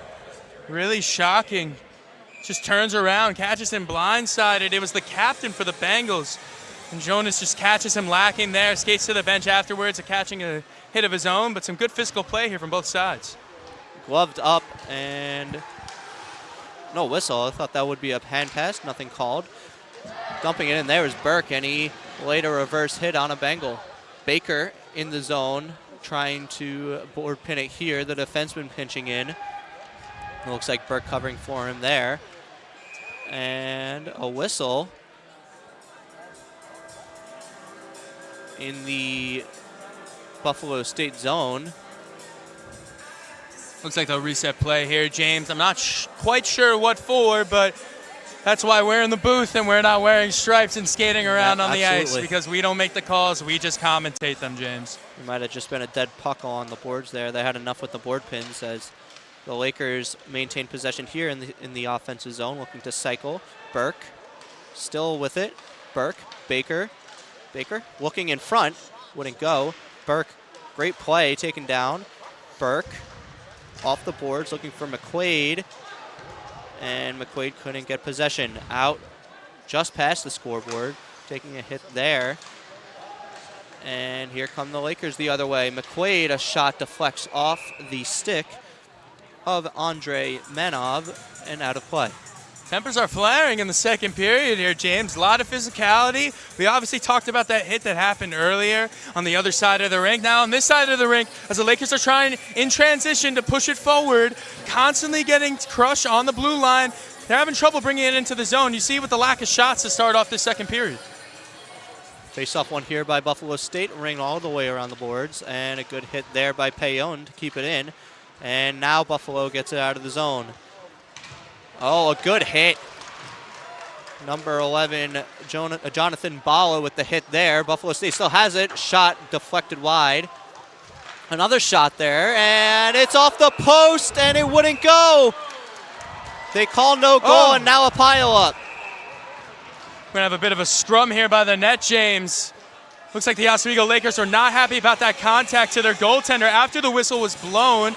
I understand you're trying to get the puck in the net, but that's not the way to do it. Jaws are drawn, fists are being thrown. It's a brawl here in the arena tonight. Well, as you said just a couple minutes ago, tempers are flaring. You would expect a little bit of this before. It was a wide open net for Buffalo State, and it just deflected off the post. A little bit of a headbutt there on the replay, as you could see. We'll have to see where the faceoff goes. If I had to guess, it would be outside since defenseman jumped in, Matt. Yeah, I believe it'll be outside as well, James. I think right now the refs are just taking a second, let everyone cool down, let the game get back to where it was. Nothing wrong with a little bit of competition, but when you start pushing and shoving, when the goalie's in danger, you know, that's where they got to step in. They're just talking to the players now, making sure everybody's all right. Wondering if there'll be some people serving some time in the box for this. I'm assuming that they will, but we will see. Yeah, the referee's discussing it here. A discussion with the referees to the Lakers bench. Referee Ryan Merriman will go to the Buffalo State end as Michael Jones, the referee, will talk to the Lakers. And it doesn't, it looks like Ergo is in the box for Oswego. And it looks like they're waiting for a Buffalo State player to come in as well.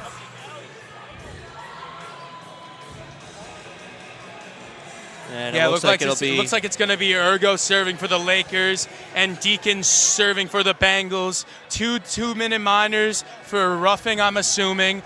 And we will continue play on the outside of the Lakers' offensive zone with a face-off. And it'll be 4-on-4 as well, so we'll see a little bit more open ice here. Both teams could really benefit from that, as they do have the skill to maybe cash in a goal or two here. Off the draw, Buffalo State wheeling it back, and this is the open ice we've just mentioned. Bringing it into the zone, dropping it back, looking for a shot, just deflected wide of the net. Buffalo State still with it. Poking it away there was Payon. Circling back all the way across. And this is the name of the game of 4-on-4, to just maintain possession as long as you can. Bala across, McQuaid. McQuaid moving in, lost it.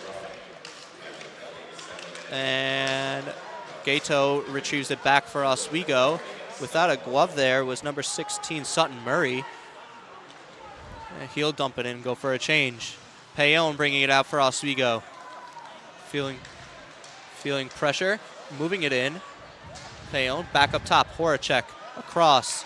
Looking for a shot here is Cooper. Cooper still with it. Shot is deflected wide of the net. And Buffalo State will maintain possession again. Breaking it out past the red line.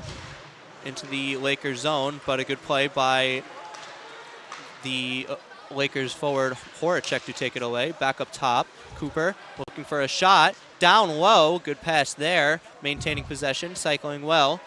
Back up top, Colabufo, shot off the glass, comes back in front. A little bit of a lucky bounce there for Oswego, but couldn't cash in. Colabufo waiting for an opportunity, sending it back.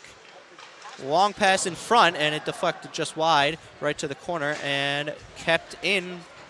No, not kept in by the Lakers. They'll go for a change, and a pass along to the opposite blue line here, right into the glove of Milberg. Glove save there by Milberg. That was his 10th save of the night. And right before this next face-off in the Lakers zone, we'll send it down low to our sideline reporter, Madeline Cumming. I am here with Mayor Rob Corradino, who is watching the game, and he, throughout his campaign and throughout his term as mayor, he has made a huge deal about supporting the college. And why is it important to you to go to games like these? Well, certainly it's first of all, it's great entertainment, but second of all, it's good to support a local team. You know, our community really comes together when between the college and the community, and I think it's really good to support us, both city and college. And it is tied right now, the Lakers and Buff State, the Bengals. If you were head coach Ed Gosick in the locker room, what would you be telling the team right now? Well, you know, I'm not really a hockey coach, but I would probably tell Coach Gosick to tell his team to keep fighting because they're really playing well, and the other goalie is playing pretty well too. So, you know, the goals will come. They just got to keep playing hard. Well, perfect. Thank you so much, Mayor Corradino. I will send it back up to the press box. Thanks, Madeline. Lakers have the puck in the offensive zone here. It's along the boards. Oh, a strange bounce there. Cumberworth had to push it aside as the Bengals look to break out, and a penalty called in the defensive zone behind the net of Cumberworth. It looked like it was Ethan Perreault behind the net, and the Lakers look to get a power play. Yeah, tough break there. Right after you get your guys out of the box, you send another one right back in there. Very unfortunate for the Bengals, but big for the offensive side of the Lakers now. They have a power play, something that they haven't been able to capitalize all that much on this season. Only 3 for 19 out of their power plays. That's got them at about 15% completion rate on the power play. See if they can capitalize here. Well, the Lakers 0 for 1 in this game on the power play, although it was shortened about 20 seconds as they received a power play after taking one of their own, as Baker at the top. Ryan looking to pass to Baker. Baker gloving it down along the wall. McQuaid lost an edge, and it's cleared out all the way down for Milberg. He's getting pressured. Milberg playing it up the boards. Ryan couldn't keep it away. Buffalo State back with it. Chipping it into the zone there is Tommy Chupnikov. And it's chipped right back into the zone. Baker bringing it out. Baker dropping it. McQuaid across. And now here's Ryan. Ryan back to the middle. And here comes Buffalo State the other way. One-on-one opportunity. Trying to get past Baker. And a little bit of an extra move there. It comes back in front. Milberg had to keep it away. Ryan up. And here comes the Lakers on the power play. Trying to get it past Regato there. And it's chipped right back down near Milberg. 51 seconds to go on this man advantage for Oswego. Bala dropping it back. Burke looking for a pass. It's Horacek. Horacek moving in. He's going to wheel it back. Bala across. Long shot, save, rebound, score! On the rebound, it's Jesse Horacek on the power play. Oswego breaks the ice. And that's the SUNY Rookie of the Week right there, ladies and gentlemen. Jesse Horacek getting his second goal of the season, 5th point of the year as well. He had a phenomenal whiteout weekend, topping the charts as a freshman, showing off again here tonight why he's in the position he's in. Capitalizes on that opportunity, a much needed goal here for the Lakers after many shots, many tries. They finally prevail. Well, as you mentioned earlier, the power play does come through again. making them 1 for 2 on the day. Horacek on that rebound, cashing in for the first goal of the game. As the Buffalo State Bengals look to answer right back. A shot went wide there of Milberg's glove. And Fudger looking to break out. It's a 2-on-1 if they hurry. Fudger looking for a drag. A shot wouldn't go there. It's poked away. And the Bengals break out. Chipped all the way down the ice. And it will be icing. Yeah, great shot there back there by Jesse Horacek, taking advantage of the open ice. Lack of communication from the defense, finds a chance to be one-on-one with the goalie and just slips it right past him. We see it here. Off a rebound in the right position at the right time, and you just can't put the puck in a better place than that. That's top left corner when the goalie's in the center. That gets good. That gets put through 99 times out of 100, Jesse. Yeah, and it looked like it was a little bit of a set play there for Horacek on that rebound. It was a low shot rebound, and Semrad taken down, nothing being called. Put right back behind the net. Buffalo looking to break out. They will. Chipping along the boards there was Buffalo State. Chipping into the Lakers zone. A 1-on-5 shot there. Nobody there to help Blake Deacon, and it'll be a face-off in the Lakers zone. Another great save there by Brandon Milberg. He gets his 12th save of the game. Just putting on a masterclass right here. True goaltending, something special here in net tonight. We'll see if he can keep it up. The defense has had his back throughout it. All they got to do is keep doing what they've been doing, maybe cancel a couple opportunities or two, and just keep letting Milberg do what he's been doing all season. You know, as I said in the top of the show, the Lakers don't allow a lot of shots against SUNYAC teams. So as we see here, that prediction was right, where Milberg hasn't had to really do a lot so far as the Lakers move into the zone. Wheeling around the net here, looking for an opportunity. Fudger has it in the corner. Fudger protecting it, lost it. And Buffalo State, an alley-oop pass, taken all the way out. Bala knocking it down. Payon there to help him out. And the Lakers bring it back the other way. Basio dropping it. Wasn't a great pass, and Buffalo State comes back the other way. Odd man rush. Pass to the middle. Moving in. A good save by Milberg. He's taken out afterwards. Simpson there behind the net to break out for Oswego. Simpson past the defender. Simpson moving into the zone. Passing it to the middle. Taken away. And McQuaid there to help his teammate out there. Horacek, the goal scorer, all the way across. Cohen, excuse me, that's Cooper. Back in front for McQuaid, lost it. Still there for McQuaid. McQuaid a shot just wide of the net there. Just keeping it in there was Horacek. Putting it back deep. And chipping it in was Michael Marquez. Back behind the net. Looking for a pass. And he'll find one up the middle. Ergo tipping it ahead for Cohen. Cohen lost it, but Ergo helps him out. Pass all the way across. Cooper lost it, and it'll come out of the zone. Semrad there for Oswego, dumping it right back behind Cumberworth. Chipping it all the way out off the penalty glass, and Cohen will get there for Oswego. Chipping it up, Ergo. Loving it down, Ergo again in neutral ice, passing all the way across Semrad. Semrad losing it on the back check. Buffalo State overskating the puck there, moving in, and it's chipped into the zone. Bala will be there to play it. Reversing it, not a good pass. Pass to the middle, and Cohen is there for Oswego, chipping it all the way out on his backhand, back to neutral ice. 5:21 to go here in the second, as Oswego has the 1-goal lead. But the puck is in their zone here.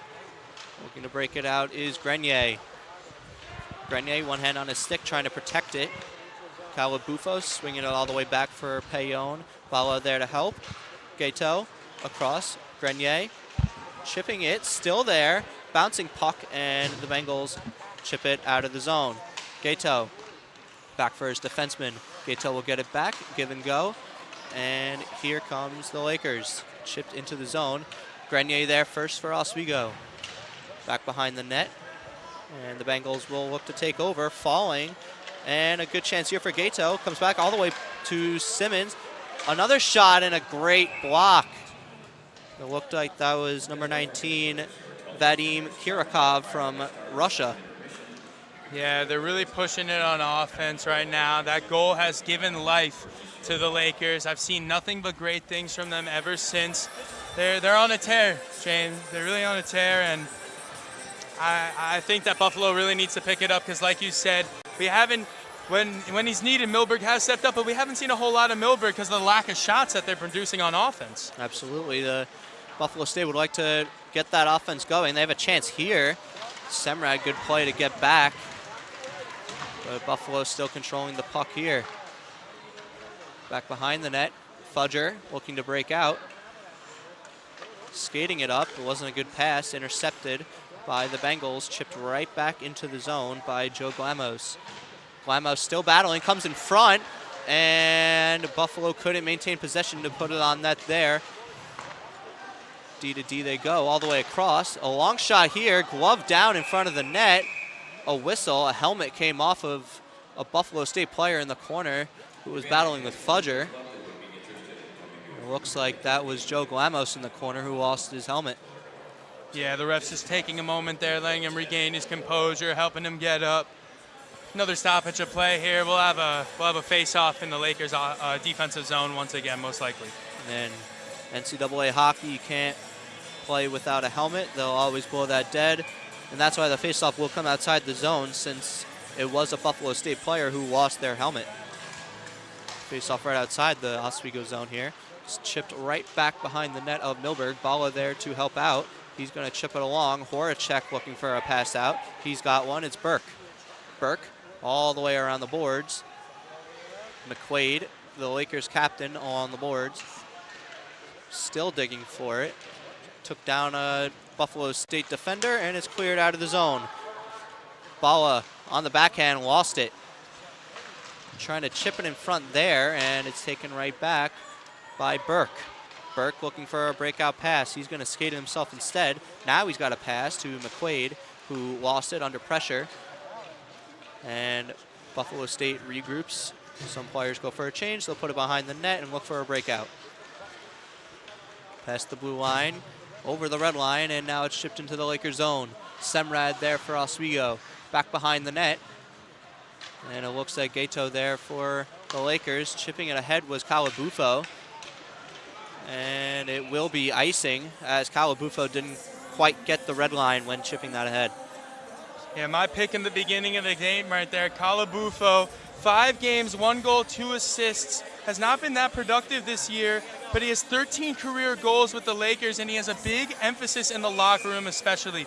Daniel Calabufo, one of the assistant captains, and for a reason. The senior has proven himself before, and maybe he'll prove himself again tonight in this game.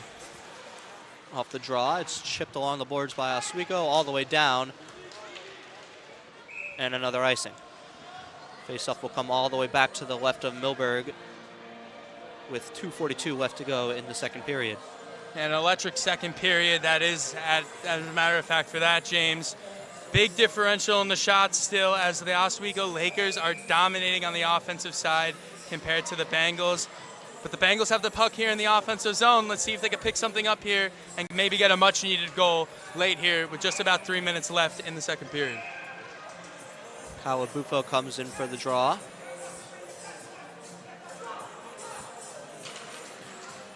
And it looks like the linesman skate getting in the way. Big tie up here. Almost everybody joining in.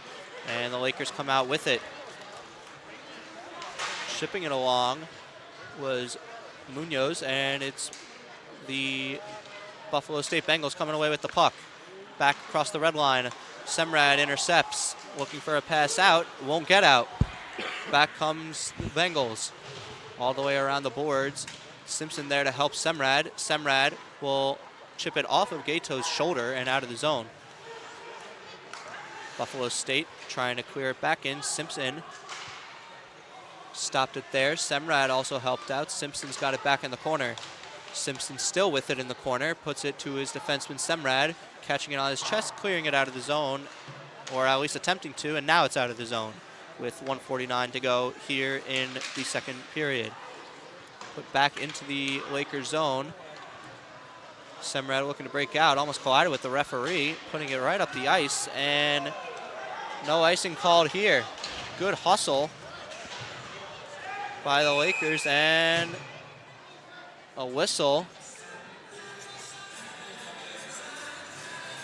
And it looks like it'll just be another defensive zone faceoff for Buffalo State.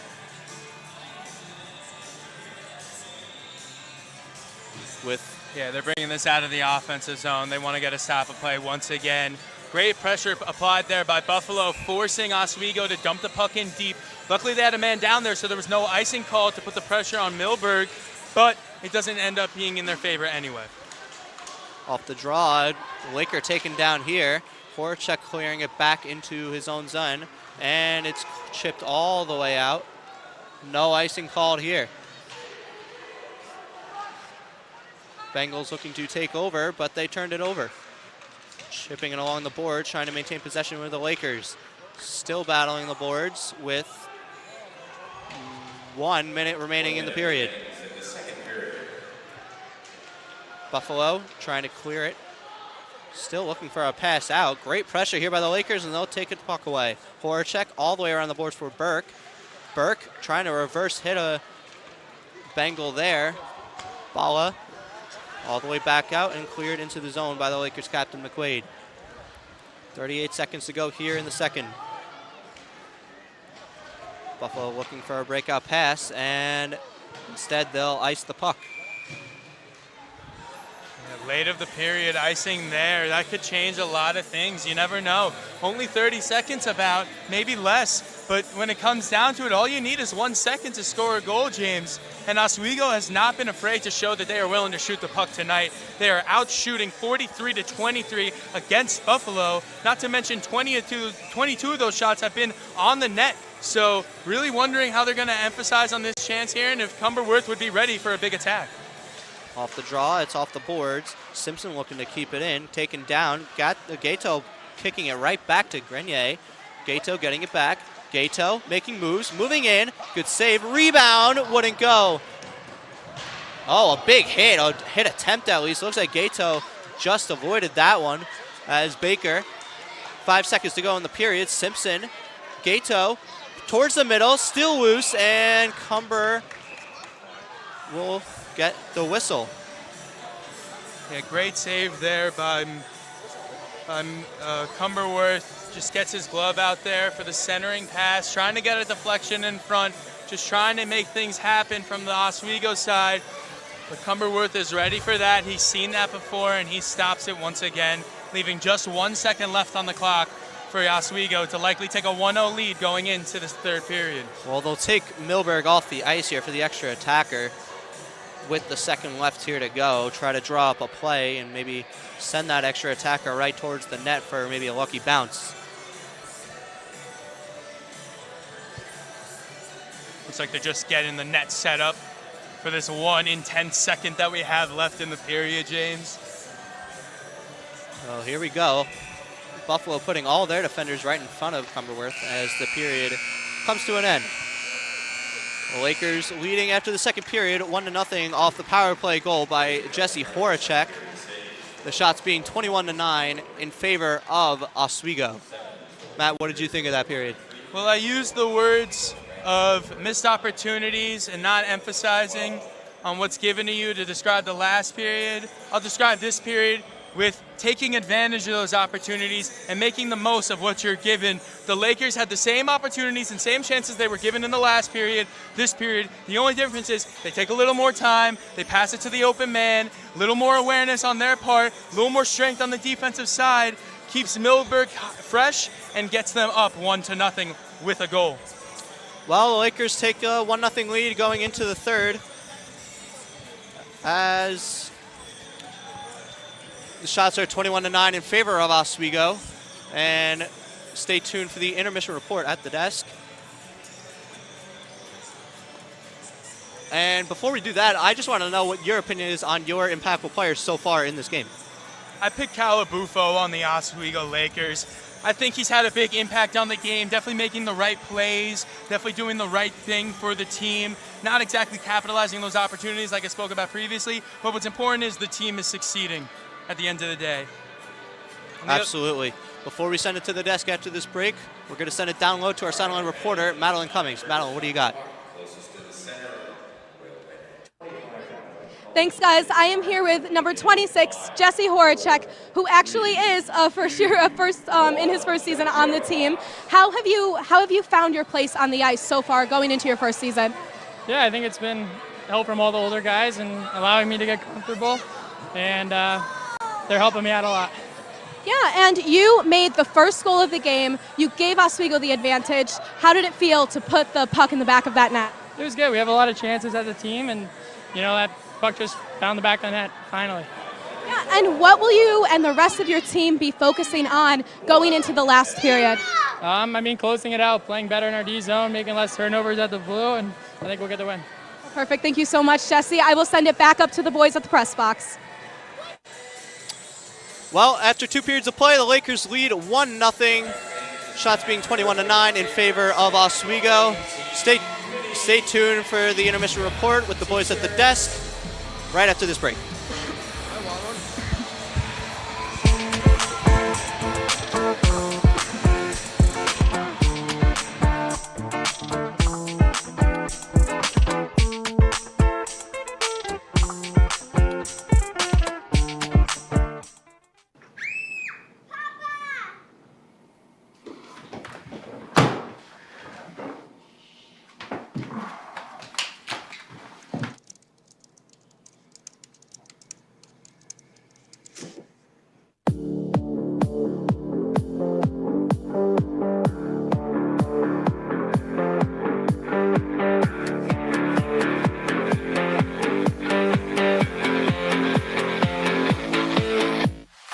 Say, President Stanley, whenever there's bad weather, who would you turn to? I'd turn to Storm Team 10. No, but you've got to say it like this. Storm Team 10. Say it with me. Storm Team 10. What's going on? Yeah, we go on at like 11:30. It's like No. What do you mean no? It's 10:30. 10:30? Yeah, it's 10:30. Maybe it's 10:30. Hey, don't touch that. That's my ladder. Hey, man. Whoa. You know this book was already discounted 10%? Wow. Wow. Get a closer with that one.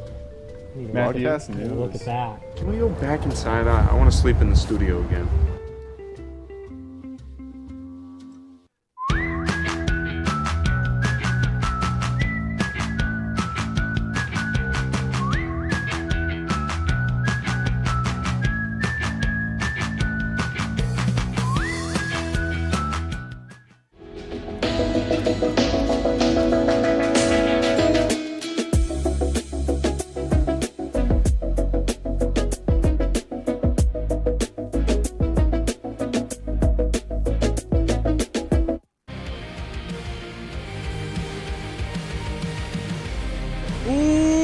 Welcome everybody to the second period intermission report. It has been a uneventful, yet things started to pick back up. I am your host for this evening, Michael Schettler, joined alongside still the dapper Kenny Gerard and the marvelous Paulie Beatty. And again, little slow start to the second period, but then right around halfway through, things started to heat up. Lakers found the back of the net, Kenny. Speaking of dapper, where'd you get this? You didn't have this on last. Yeah, last I got a new pin from the Oswego store. The what do we call it? The Oswego. How about the college store? The college store. There you go. So shout out the college store. Peep the drip here. You look dapper, Shet. But Thank you. moving You on as to well. hockey. Yeah, it's been a better period for the Lakers. And also, you said, see you in 20 minutes. Well, hey, buddy, it's 1-0 Oswego, so get a load of this guy. But anyway. We'll see. A lot of ball game left. A lot of puck. It would actually be puck. Lot of puck. This guy don't know puck. Lot of puck. Oswego, Lot of puck. 21 shots compared to Buffalo State's 9. It's been a big difference in the shots, and I guess what we said Buffalo State should change hasn't changed, and Oswego's changed. They should change. For sure, and I'm going to give you guys just a little quiz right here. Shet, Okay. you said it was a slow start to the second period. I don't know as if you guys were paying attention, but I was. The first shot on goal, I believe, was for Oswego. No, it was for Buff State. How many minutes into the second period was that shot taken? Without looking at my notes, because I have. I was paying attention. Were you boys? Absolutely. I was so much paying attention that I'm going to actually give this one over to Kenny. That's how much I was paying attention to that matchup. I'm not going to lie. I have no idea. I'm going to go 11 minutes and 23 seconds. Well, at 9 stake- minutes and 10 seconds. 9 minutes, 10 seconds. Well, at stake is a big bowl of my homemade lobster bisque. You said 9 minutes, 10 seconds. You said 11 minutes, 30 seconds? 23 seconds, something like that, I don't remember. 9 minutes, Chet. Oh. Wonderful guess. A slow start nonetheless. Give me that lobster but, bisque. Lobster bisque is up for grabs. Absolutely. But like you guys were saying, slow start, but Oswego finally got something in the back of the net. It was Horacek again. A big weekend last weekend. A goal. Kenny's player to watch. That's right. A goal and 3 assists last week between Plattsburgh and Potsdam. What a way to do it for the kid. I mean, new home at the Deb. He's been on fire as of late. Without a doubt. Paulie, thank you for reeling us back in after our wonderful conversations here. But yeah, Kenny, he's your player to watch. Yeah. How impressive has Horacek been so far? I mean, a freshman to be so dominant on the scene, not only playing, just simply getting playing time as a freshman, but being out there and contributing. He's their only goal up there.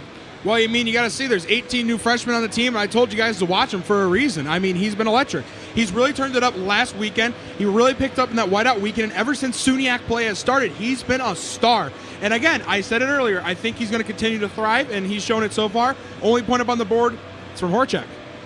Absolutely, Paul. As much credit as you have to give Horacek, you got to give Cohen and Bala some of that as well. I mean, right place, right time for Horacek, but a nice, I guess, pad save, but Bala got that one to the net. Horacek on the doorstep, puts it through. Oswego up 1-0. 16 shots in the first period. They've slowed down. Only 5 in this period. Buffalo with 9 overall. As we want to go look back at that first period, 16 shots in total for Oswego. Buffalo really has nothing going for them. They need to step it up big time in this third period. Yeah, and Paul, you tossed it to me here because I was just about to talk. This game should not be 1-0 in my opinion. The Lakers are out shooting Buff State 21-9. They've had many opportunities, many very close opportunities, Kenny. So when you miss opportunities there, it's a 1-0 game. They still have the lead, but not as comfortable, clearly not as comfortable as they would like heading into the third. No, and yeah, and like we said, the Bengals, though, they're leaving Cumberworth out to dry. And to quote Smokey the Bear, only you can help your goalie. To the Bengals D, and they haven't done it at all. So, I mean, it's got to be Bengals got to pick up that defense. We said it last time. He's leaving them out there to dry, and exactly what we said would happen, happened. They let one get by. You only can get so many shots on them, and Oswego, they just got to keep their foot on the gas pedal. Paulie, what do you think? I mean, I did you quote Smokey the Bear there, letting stuff out to dry? Only you can prevent forest fires. That's a great pull. Yes. A great pull. Don't know where that came from, but I mean, you really are letting him out to dry. You're not getting really any shots on net between the first and second period. You get 7 in the first, 2 in the second. You've declined rapidly. You got to get more shots on goal. You got to tire out Milberg, who has been an absolute brick wall between the pipes, and he hasn't really been faced with much, but what he has been faced with, he's saved. So good on Milberg, but the Buffalo State Bengals, they need to start getting something quick here. Yeah, without a doubt, and we'll shift from the goalies to the physicality, because it's still been just as physical. Players are flying around like gumdrops on a Candyland board, and I believe that it's not going to stop anytime soon, Kenny. It was physical in the first, it was physical in the second, and I think that that's been kind of the script heading into this third period here. Well, yeah, we saw that chippy action there. We got 2 players into the sin bin to get some 4-on-4 hockey. And I think it's the name of the game. I think that it's physical. It's SUNY hockey, and it's just interconference play, early season. People are watching. This game really matters. I mean, this can really put first place to last place. Like it makes a big impact. I think later in the season, we're going to look back at this game and go, wow, this game really did make a difference. I think both these teams know that, so I think it's just the physicality of the moment that they're in. I think for Buff State, they need to really buff it up just a little more. If we want to look back on the record, I believe they're 4-56 against Oswego all time. Not very good. They're on They're on a bad losing streak to them, 9 games in a row. They're letting up almost 5 goals a game. But if we look at the scoreboard, only 1. They've been doing a pretty good job, but I don't think it's because of their physicality. I just think it's because of their defense. It doesn't necessarily have to be physical, but they're getting in the way. They're blocking shots, and the Oswego offense looks a little sluggish. They've turned it up. They've turned it down. They need to turn it right back up again, and Buff State needs to do that exact same thing. Again, I want to go back to they're averaging more than 34 shots a game. They're stuck at 40 minutes through a 60-minute game, so they really need to get something started here. Put your foot on the gas, because right now it's been full break. Yeah, and like you said, Kenny, I think this is a tone setter. It's a tone setter kind of matchup. Buff State wins, they bounce to 4-1. Oswego drops to 2-3. That can't happen.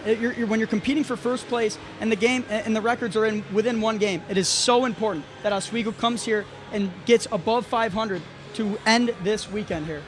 Yeah, absolutely. They still have to play Fredonia tomorrow night, which has always been another thorn in the back of the Lakers. And I think that, again, this game is extremely important. This team beat Cortland, a team that Oswego could not beat. and now they come in to play Buff State. And we know, like, 2 years ago, they played them in the playoffs, and it was a good game. Right. This is always a team that the Lakers tend to overlook sometimes, and those 4 losses, I want to say, thoroughly came from the Lakers overlooking this team, because Buffalo State is always a chippy and tough team to play, although the record does not reflect that. I mean, I'd have to agree with you there. Both of these teams kind of have the momentum swing. They're on 2-game win streaks. They find each other here in the Deb, and right now Oswego's just been outplaying them in every single facet, whether that's goaltending, defense, offense, but it still is a close game. It's anyone's game. If 2 shots go Buffalo State's way, they're right back in it. They're leading. So you can't necessarily think that this one's over. You got 20 minutes left to prove that, hey, we're 3-1. We can go to 4-1. Oswego, it's been all them today here in the Deb. Yeah, without a doubt, Paulie, and I want you guys to direct your attention to the scoreboard here. We see 1-0. Let's circle back to our predictions here. How are we looking? I'm looking better than both of you, Jamokes. Looking better than yeah, we are. You kidding me? Yeah, you are. I am looking better. That's right. It's all right. It's all right. Just wait. So are we like going back on our guesses here, or no, what are we doing? We're just doing a quick little recap as Sweet Caroline starts strumming. Well, so far, ladies and gentlemen at home who are watching this, these 2 fellas picked Buff State. Well, this fella picked Oswego, and so far, Oswego's in the lead. So, if I had to elaborate and be an analyst about my pick, I think I'm better than both of you right now. I just need 2 more goals for Oswego, and I guess Buff State can get 1. Well, we'll see about that as we start to embrace. We're gonna tone it down here. We're gonna make up. It's getting a little heated on the perch, but it's holiday season. So we will see you on the other side of the game. But for now, the boys in the press box are gonna call the third. Stay with us here on WTOP 10.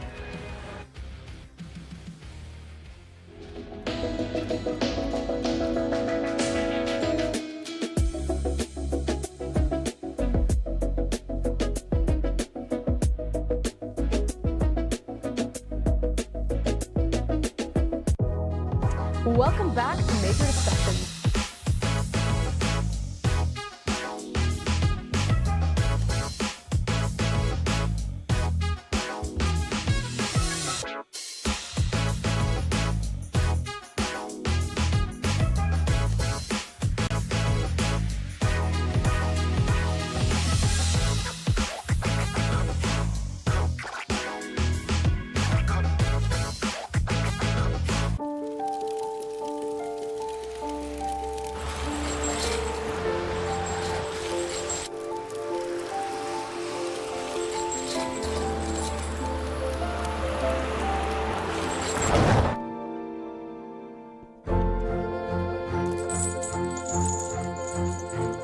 Did you know dragging chains can spark a wildfire?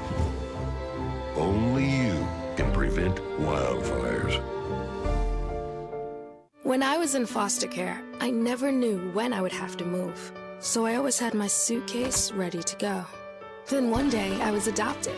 My new parents opened their hearts and home to me. My parents cook my favorite breakfast for me every morning. My parents take me on trips I never thought I would go on. They gave me a home and an even better reason to use that suitcase. My parents aren't perfect, but they're perfect for me. Hey there, I'm Al Roker, class of 76. Yes, way back in 76. Back when the earth was cooling. You're watching WTOP.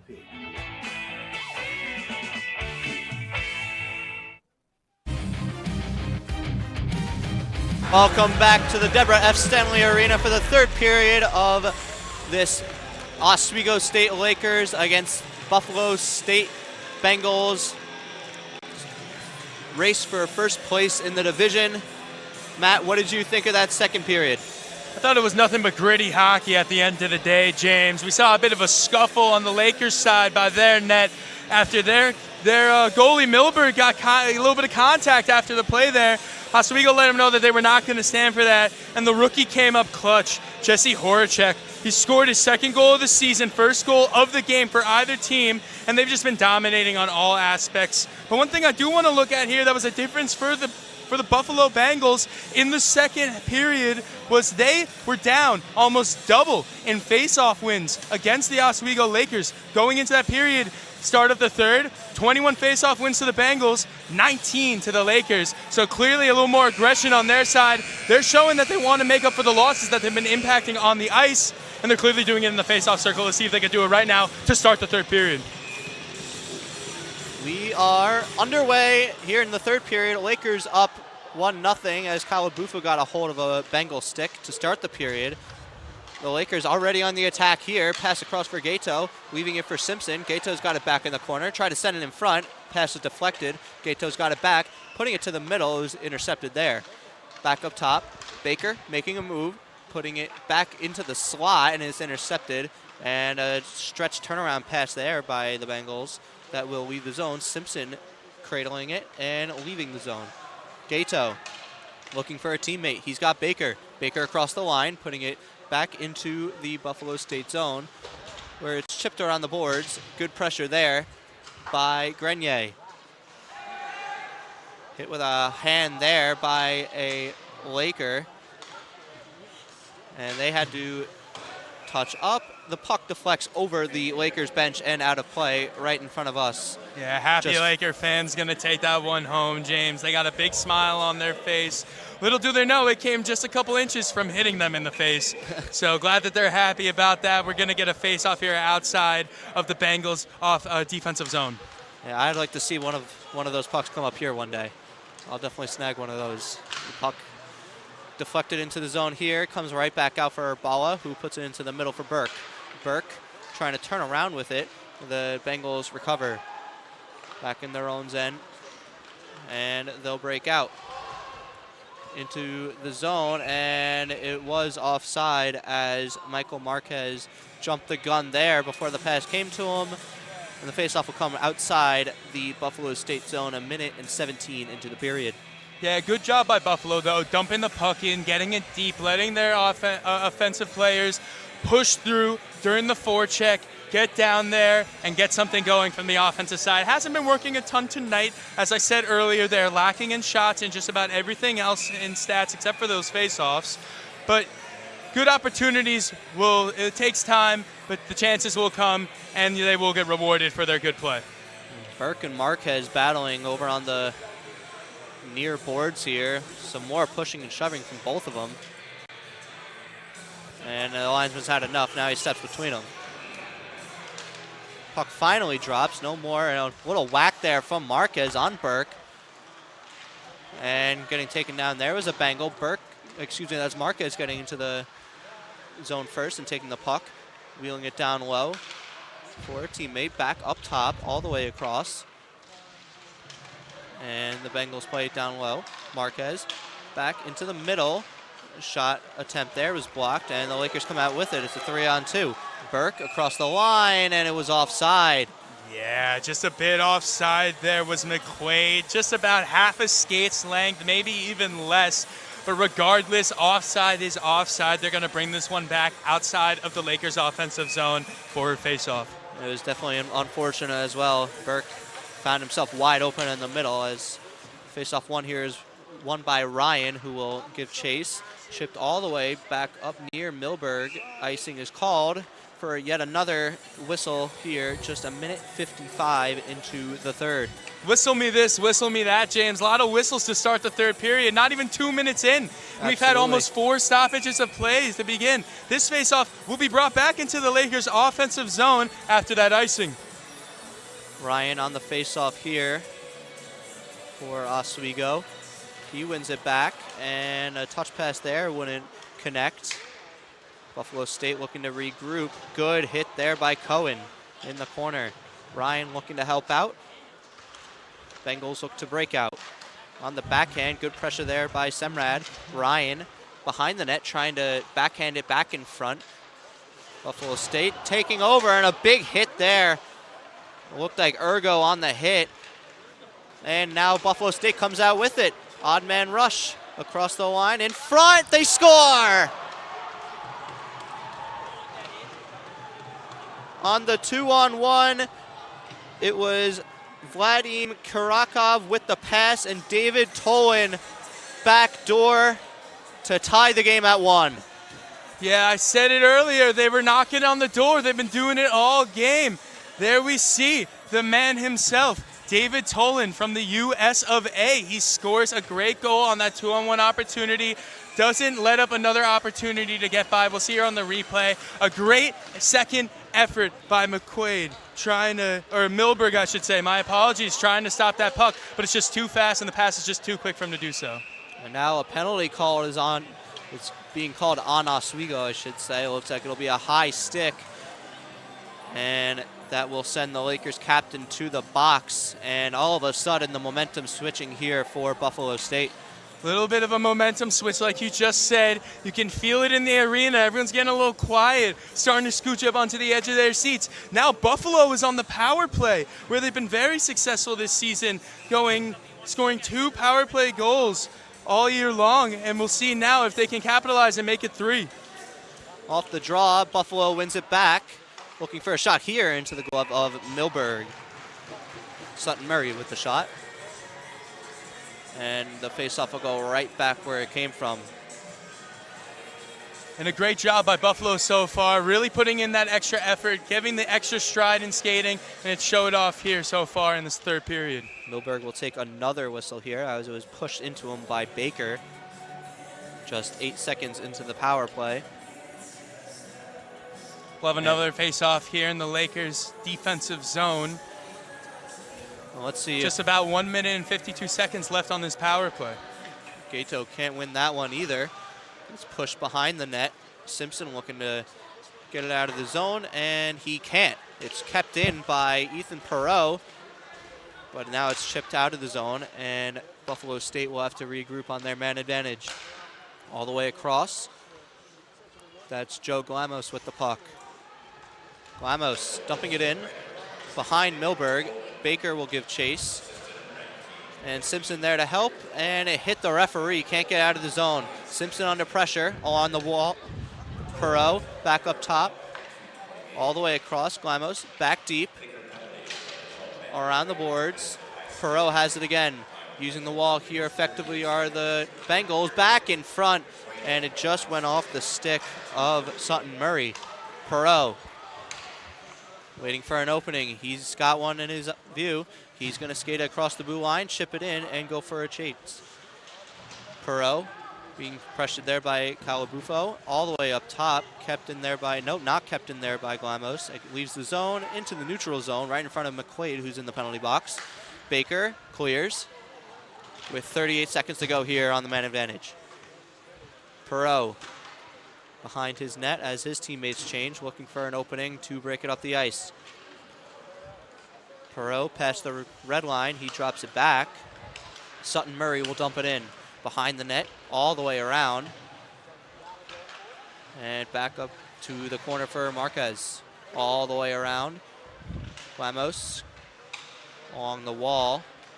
And great play by Ryan to dive and clear it out of the zone. That'll do it for the man advantage for Buffalo. Bengals still have the puck though. Marquez trying to play it in. A big hit by Simmons. Chasing the puck here is McQuaid.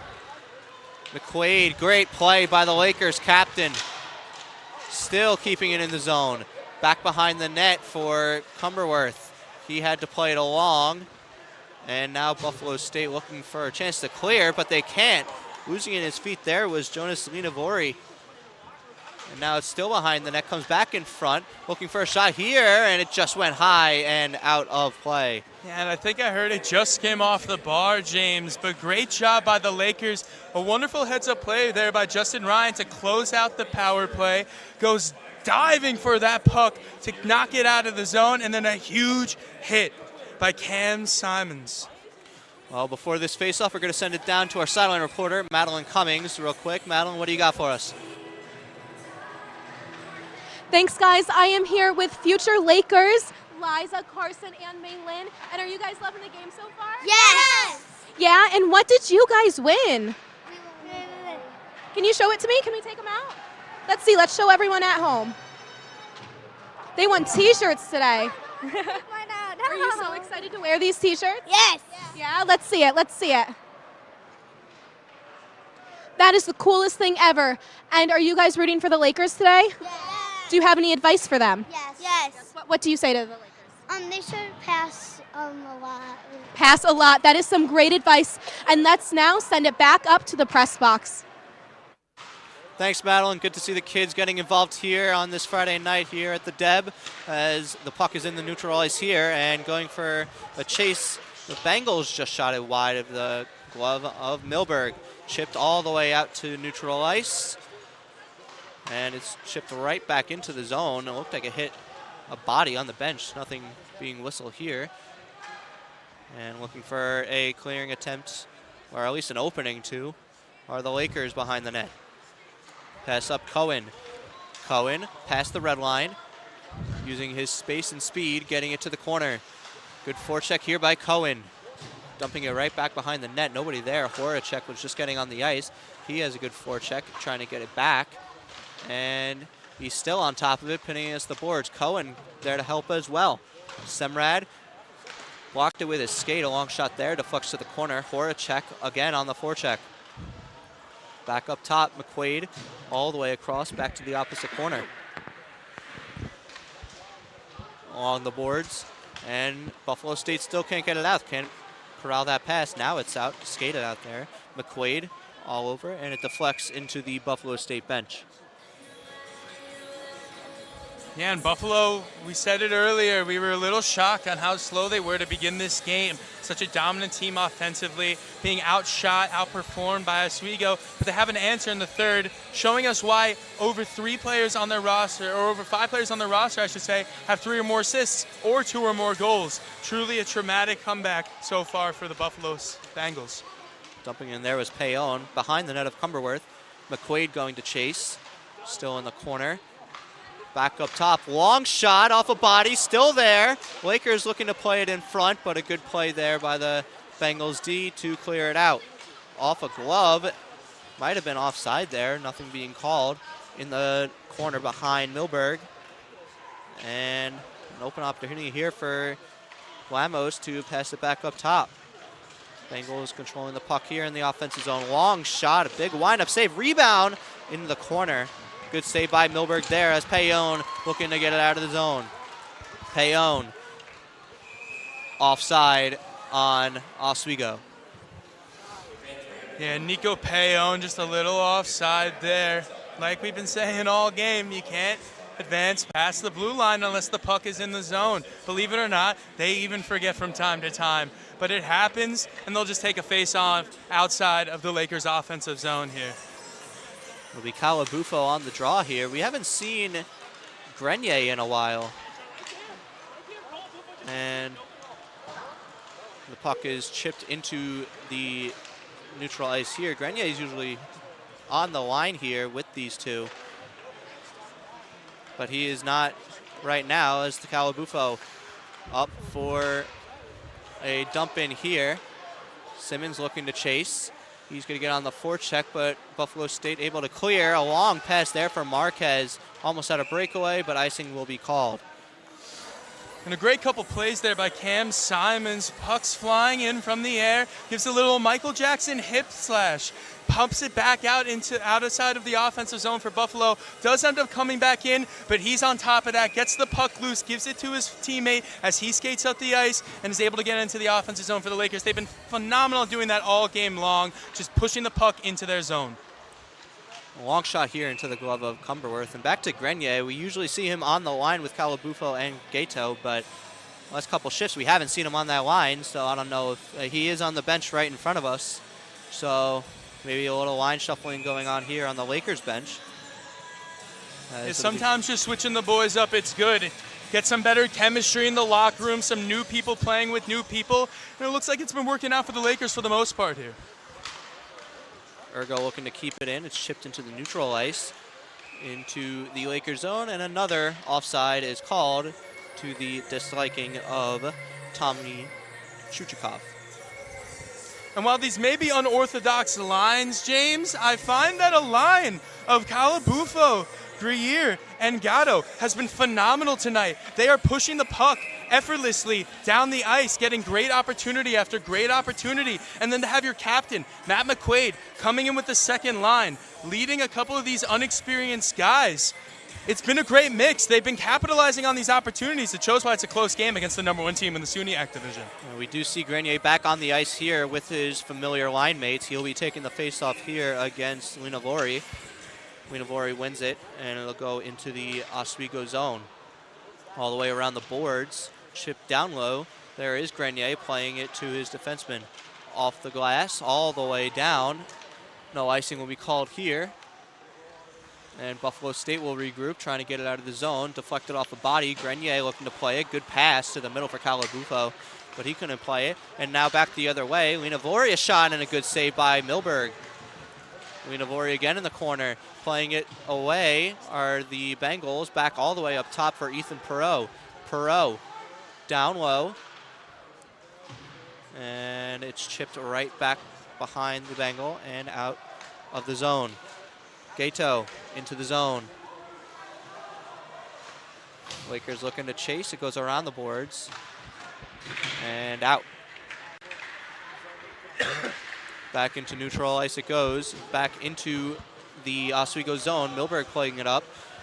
And it goes behind the net of Milberg again. Payon. And a little bit of a hook there. Nothing called on Bala. He took out a Bengal to get a little pick play for Payon's exit of the zone. Behind the net it goes. Buffalo State controlling all the way to the corner and all the way out of the zone. Good pass, but it just went past the Bengal cutting to the net. It would have been a breakaway if it was able to be corralled there. In the corner to the right of Milberg, a scrum, a 2-on-2 battle there. And the Lakers come away with the puck. Cutting back is Horacek, playing it in front for Burke.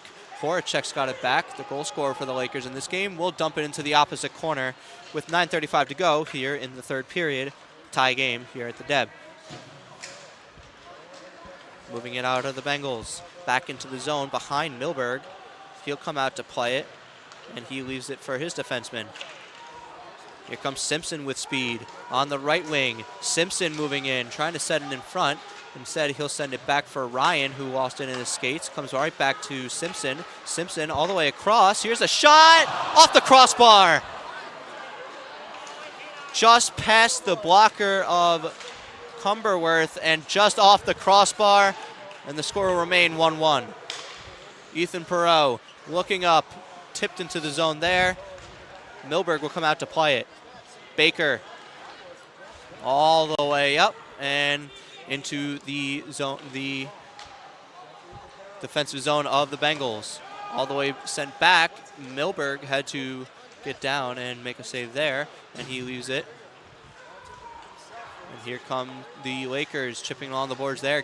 Gato back into the zone. Ethan Perot. Perot up the ice. Calabufo sending it back for Cooper. Cooper up. Here's Semrad. Semrad along the far wall. Still battling in the corner. Odd number of players here for the Lakers. 3-on-2 for the Bengals. And it's still against the wall. Ethan Perot will fish it out and gets it up the ice for his teammate. All the way back to the side it came from. And Gato will come away with it. Gato, good move. Still with it. Getting into the zone. Gato to the net and a save by Cumberworth. Some close chances here in the third for the Lakers, James. We saw it there as he was skating in, nearly got a hang on it, but luckily the Buffalo Bengals were able to get a hold of that. And then just a couple moments ago, we saw that shot go off of the post. Truly heartbreaking for the Lakers. Time after time, it feels like they're coming short in this third period, James. Yeah, absolutely. And there's a big offensive zone face-off here for the Lakers. Something they've struggled in today, and they continue to struggle in that department as the Bengals come away with the puck. Marquez looking to chase, but Bala will play it up. Kicked along, but the Lakers come out with the puck. It's an on-man rush if they hurry across the line. Burke, a shot. It's blocked in front. Burke getting it back. Fell down. Passed it back up top for Payon. Payon shaking and baking. Back for Burke. Burke. Payon, a shot. It was blocked in front by Marquez. Took a stick up high, and nothing being called to the disliking of the bench of the Bengals. Horacek pass in front for Payon. Shot was blocked. Faking out there. Back up top, Bala. Payon, shot just wide. Bala keeping it in. Chipping it back deep. Near the goal, in front, stopped by Cumberworth. Falling down there in the corner was a Laker. Bala shot well wide of the net. It was chipped in front, and Burke just chipped it over the net. Cohen shooting, blocked in front again. Bala down low in the corner. McQuaid, Lakers doing a great job here. Cycling, comes in front. It just went offside of the net. Urgo with that shot. Balla still keeping it in the zone. Still can't get it out of the Bengals. Urgo still battling. And it's still not out. Baker looking to play it. Still kept in by Cohen, and now it's out of the zone.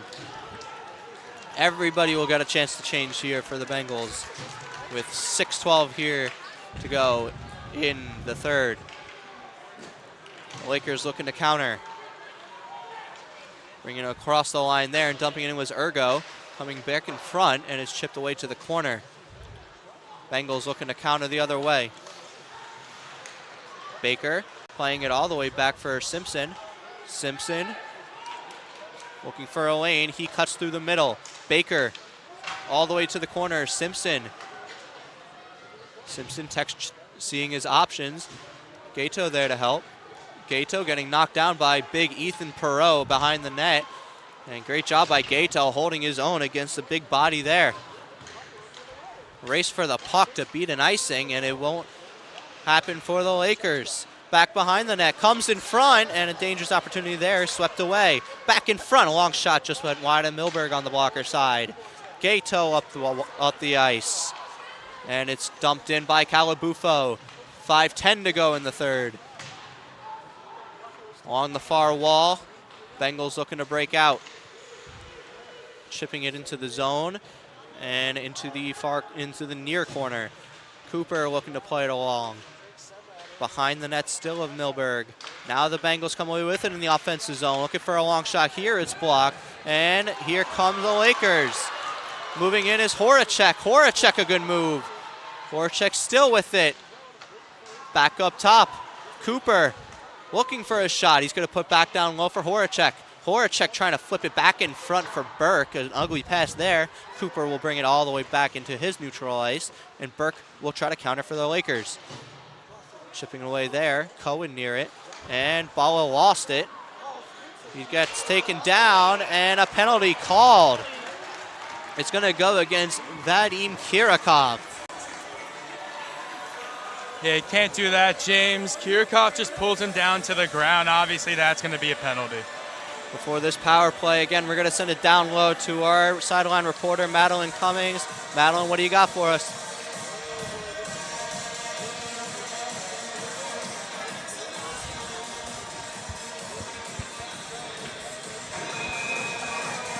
Thanks, guys. The Bengals have made their first goal of the game, scored by number 26, David Tolan. Tolan is a freshman all the way from California, and this goal is huge because it is his first career goal. With the game tied, the pressure is on. James, Matt, what's going on down at the ice? It's shipped along there as the Lakers are on the power play. They got to regroup. Baker looking for a lane. He's going to take the right wing wall. Baker dropping it. McQuaid through the middle. Gato shifting through. It gets down low for his teammate down low in the corner. It's Ryan. Ryan all the way across. McQuaid looking for a shot and a save by Cumberworth. Back up top, McQuaid again.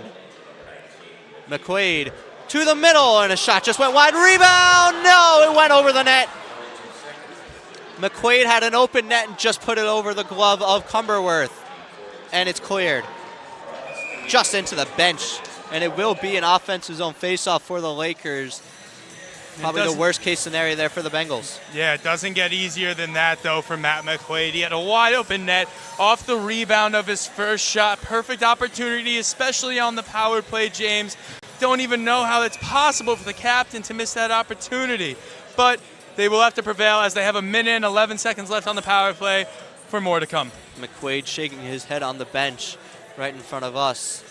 It will be an offensive zone faceoff here for the Lakers. The Bengals win it again. It shipped all the way out, and it just went by the Bengals forward streaking, caught behind the D. Still battling here in the corner, and the Lakers come out with it. Moving in is Cohen. He's getting back checked and cleared right back near Milberg. Bengals will change. 44 seconds here to go on this power play for the Lakers. Dropping it back. Burke across. looking for a shot. Horacek put it to Grenier, back up top. Here's Cohen, putting it to the middle, is blocked. Horacek down low. Grenier still looking for a lane. Back up top, Cohen. Cohen down low for Grenier again. Grenier, Horacek. Horacek back up top for Bala. Long shot just wide. Behind the net, battle along the net. Here's Horacek up top for Bala. Shot is blocked. And here come the Bengals out of the zone. Good job by the Lakers to back check, and the Bengals kill off the penalty. 2:13 here to go in the third. Here come the Bengals with it. Milberg will stop it behind the net. Simpson there. Baker clearing it up the wall. Lakers looking for a chance. Play it up here for Semrod. Excuse me, that's Simmons. Simmons playing it to the near wall. Kawabufo will battle. 1-on-3 here for the Bengals.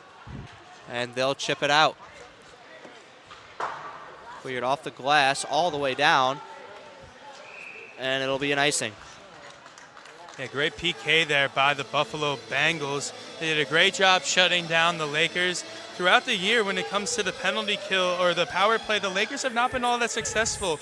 Just 3 of 21 now on their power plays. And when it comes to being on the penalty kill for them, it's a different story. They're quite shut down. Only allowing 2 goals in their last 16 power plays. I wish they were able to convert as much on offense as they were on defense for the power play. Offensive zone here for Ryan and the Lakers. And it's won again by the Bengals, but Cumberworth will just take the whistle and take another defensive zone faceoff, which his team has been so successful at this game. Yeah, they've really been dominating on the faceoff. It's been the turning point of this game for me, at least, James. 33 faceoff wins to 25 now, when in the first period, Oswego nearly had double the wins. That means that it has been a triumphant return for the face-off circle and the centers on this team in Buffalo. Bengals breaking it out, 2-on-2 across the line. Bringing it in, backhander high of the glove of Milberg. Lakers clearing it to the middle of the ice, Bala across, and it will be icing on the Lakers.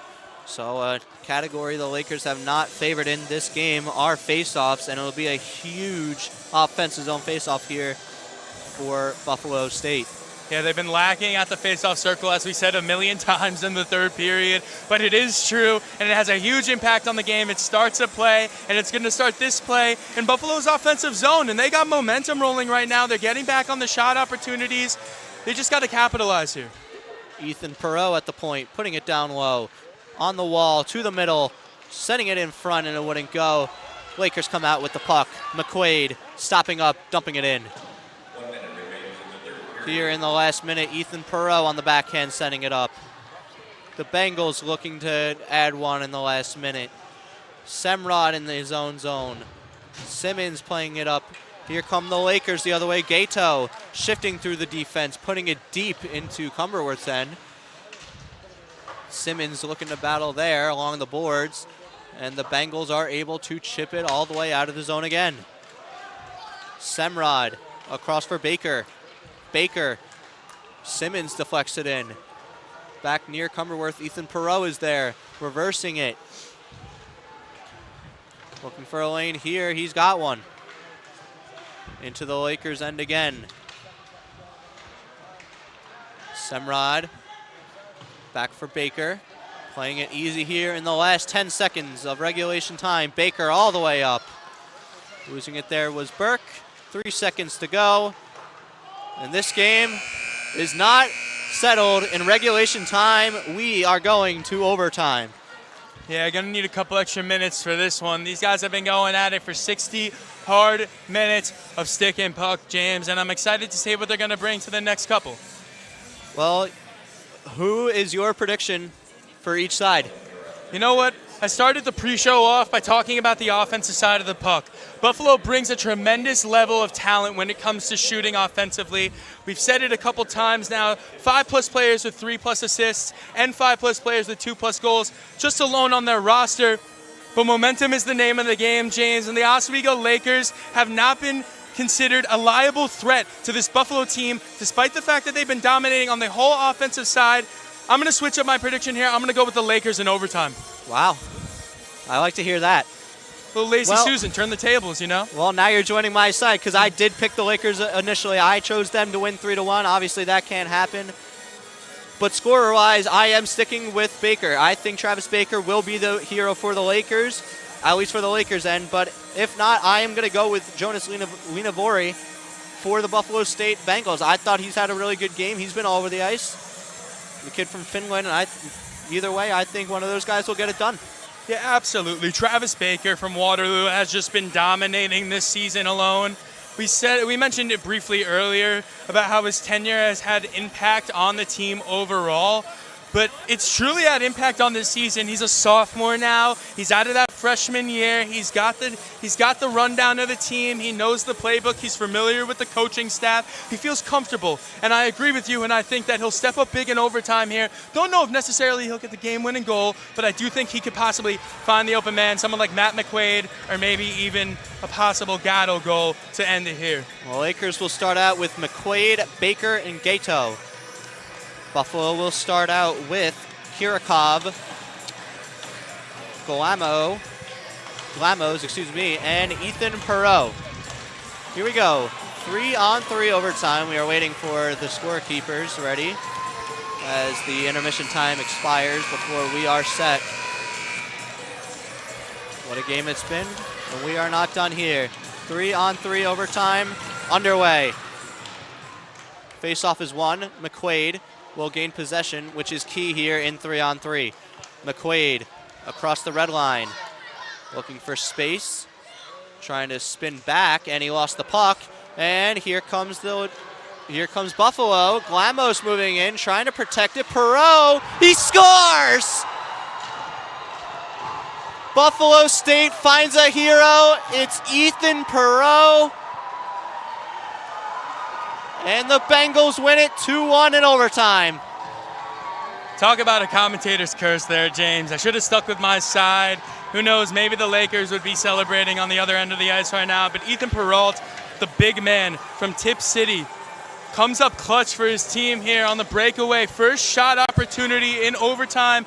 They capitalize, as they've been capitalizing all season on those shots. Doesn't matter if they have less shots. Doesn't matter if they have less assists, because at the end of the day, they had more goals, James.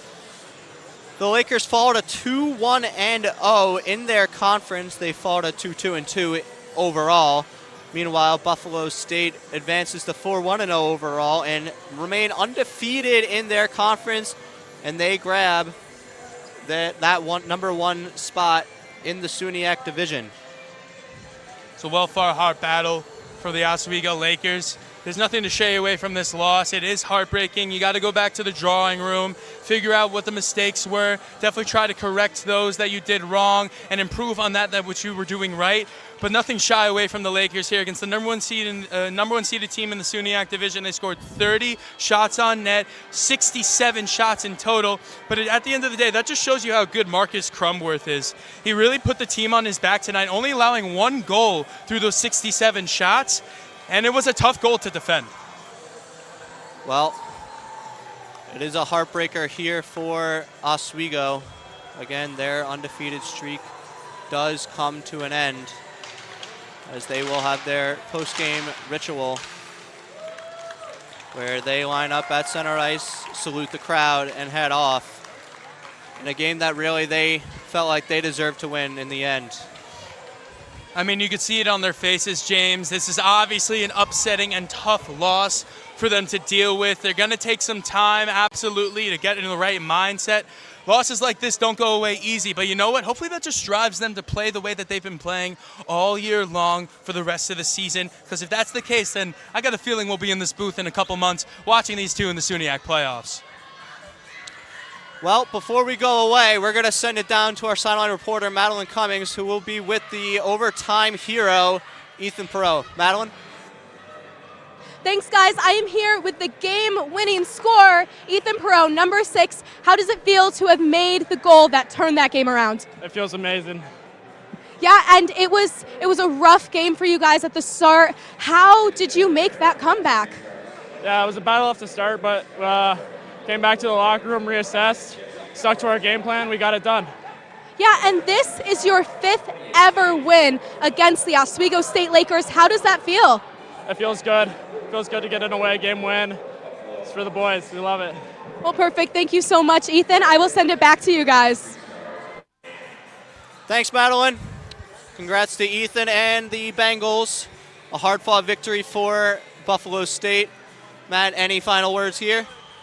Just grateful to be here, James. It's my first couple games in the booth, and what a couple games they were.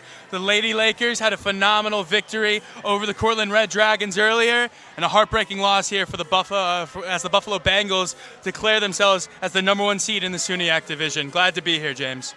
Well, it was a pleasure being here with you for a fantastic game we just watched. Buffalo wins 2-1. They remain undefeated. Lakers fall to 2-0-1 in their conference. Fall 2-1 to Buffalo in overtime. We're going to send it to the booth next.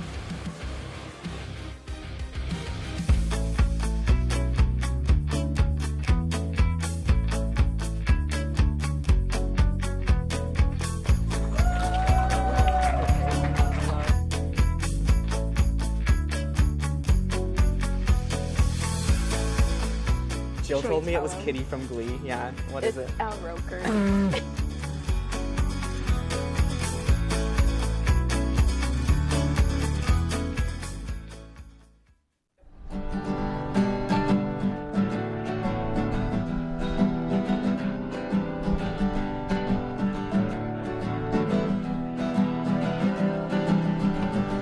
We're here for you, we're here for you. This is your channel too.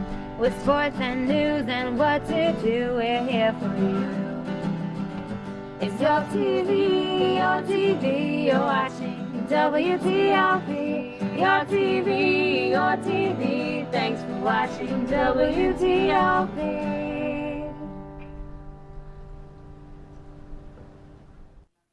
What's going on? Yeah, we go on at like 11:30. It's like No. What do you mean no? It's 10:30. 10:30? Yeah, it's 10:30. What do you mean it's 10:30? Hey, don't touch that. That's my ladder. Hey, man. Whoa. You know this book was already discounted 10%?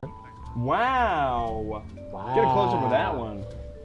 Matthew, Look at that. Can we go back inside? I want to sleep in the studio again.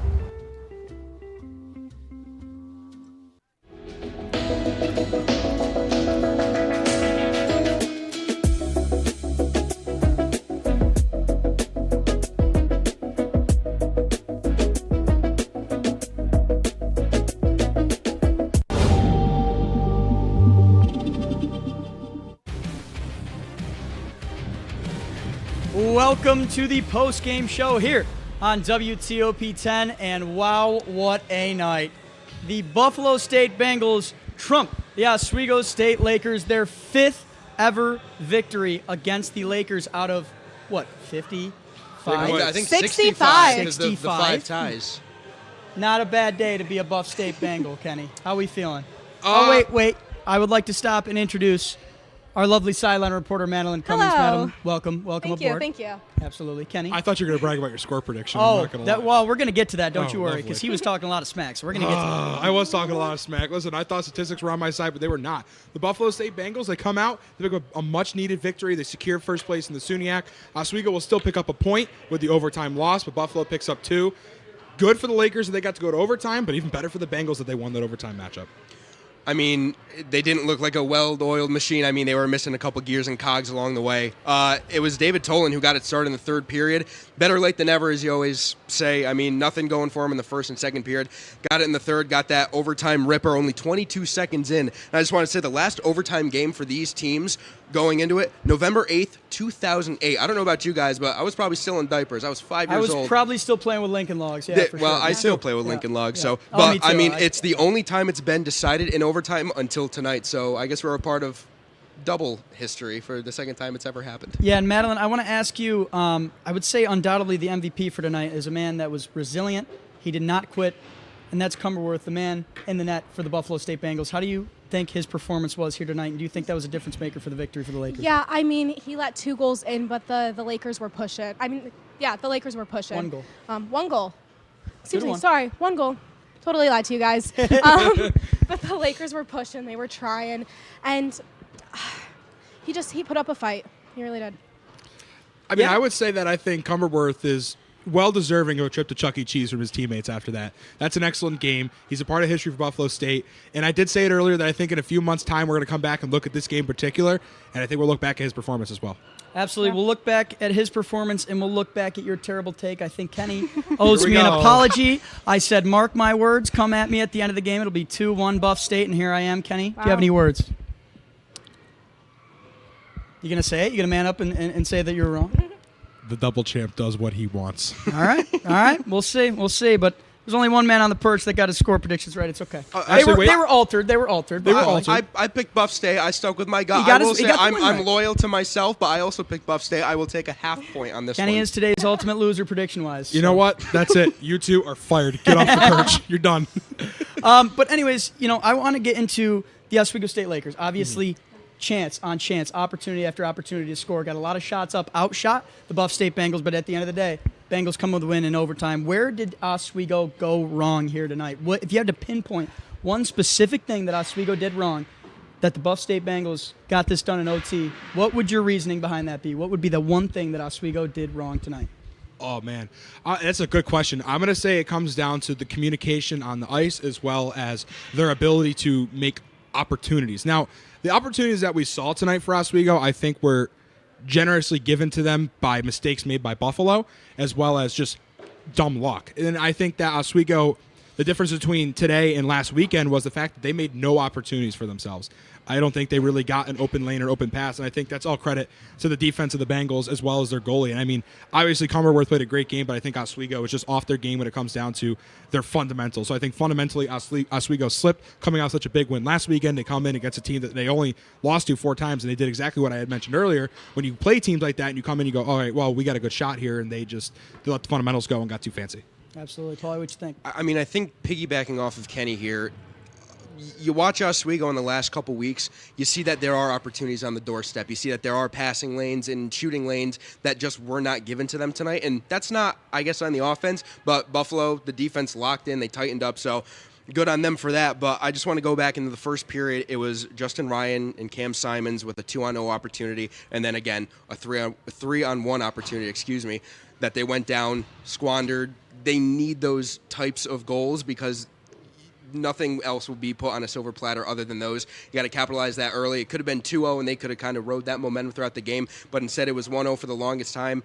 Slipped up in the third period, then in overtime. I mean, as quick as that, it was over. So early opportunities are squandered, and you got to capitalize on those. I think that coming off of the crazy wins that they had last weekend, I think that they were probably just comfortable. They got comfortable. They got cocky. They let things slip. They came off of that crazy win, and I'm sure they just were not expecting to lose this game, I could imagine, looking at the stats. Absolutely. And Kenny, I asked you what the Bengals or what the Lakers did wrong. Do you have any guesses at my next question that I'm going to ask you? You're going to ask me what the Bengals did right.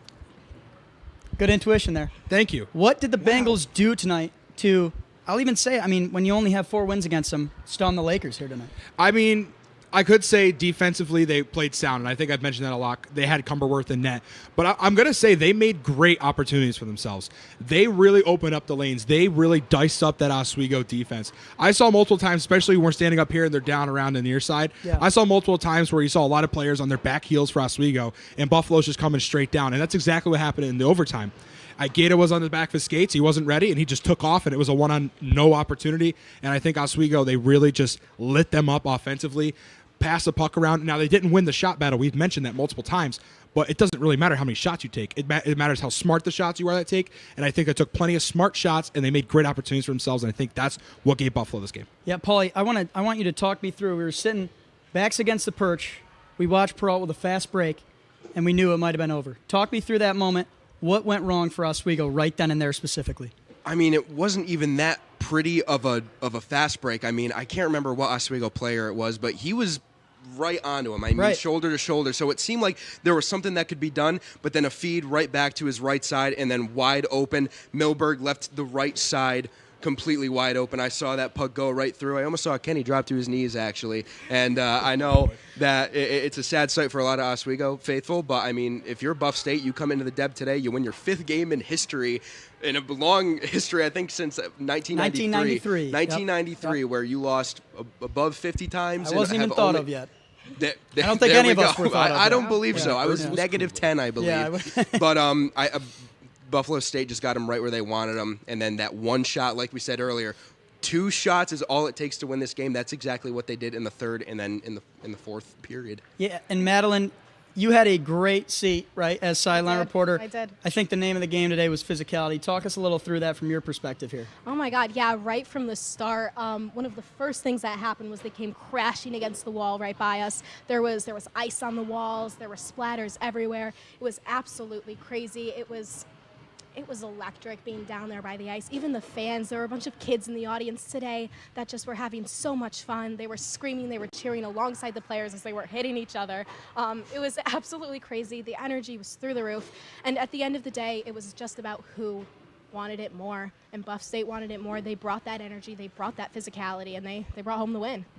Absolutely. And gentlemen, Madeline, always a pleasure. I had a blast today. First time back on the perch in a while, and one of the very few I have left here as a senior, so thank you for the moment. For now, we are going to send it to break, but tomorrow night, the Oswego State Lakers take on Fredonia in another very important matchup. From everybody in the control room, Chris DeLuca, Loudon, Melinda, Hunter, the list goes on. Thank you very much. For Kenny, Paulie, and Madeline, thank you for joining me tonight. Everybody have a great night, and we will see you tomorrow here on WTOP 10.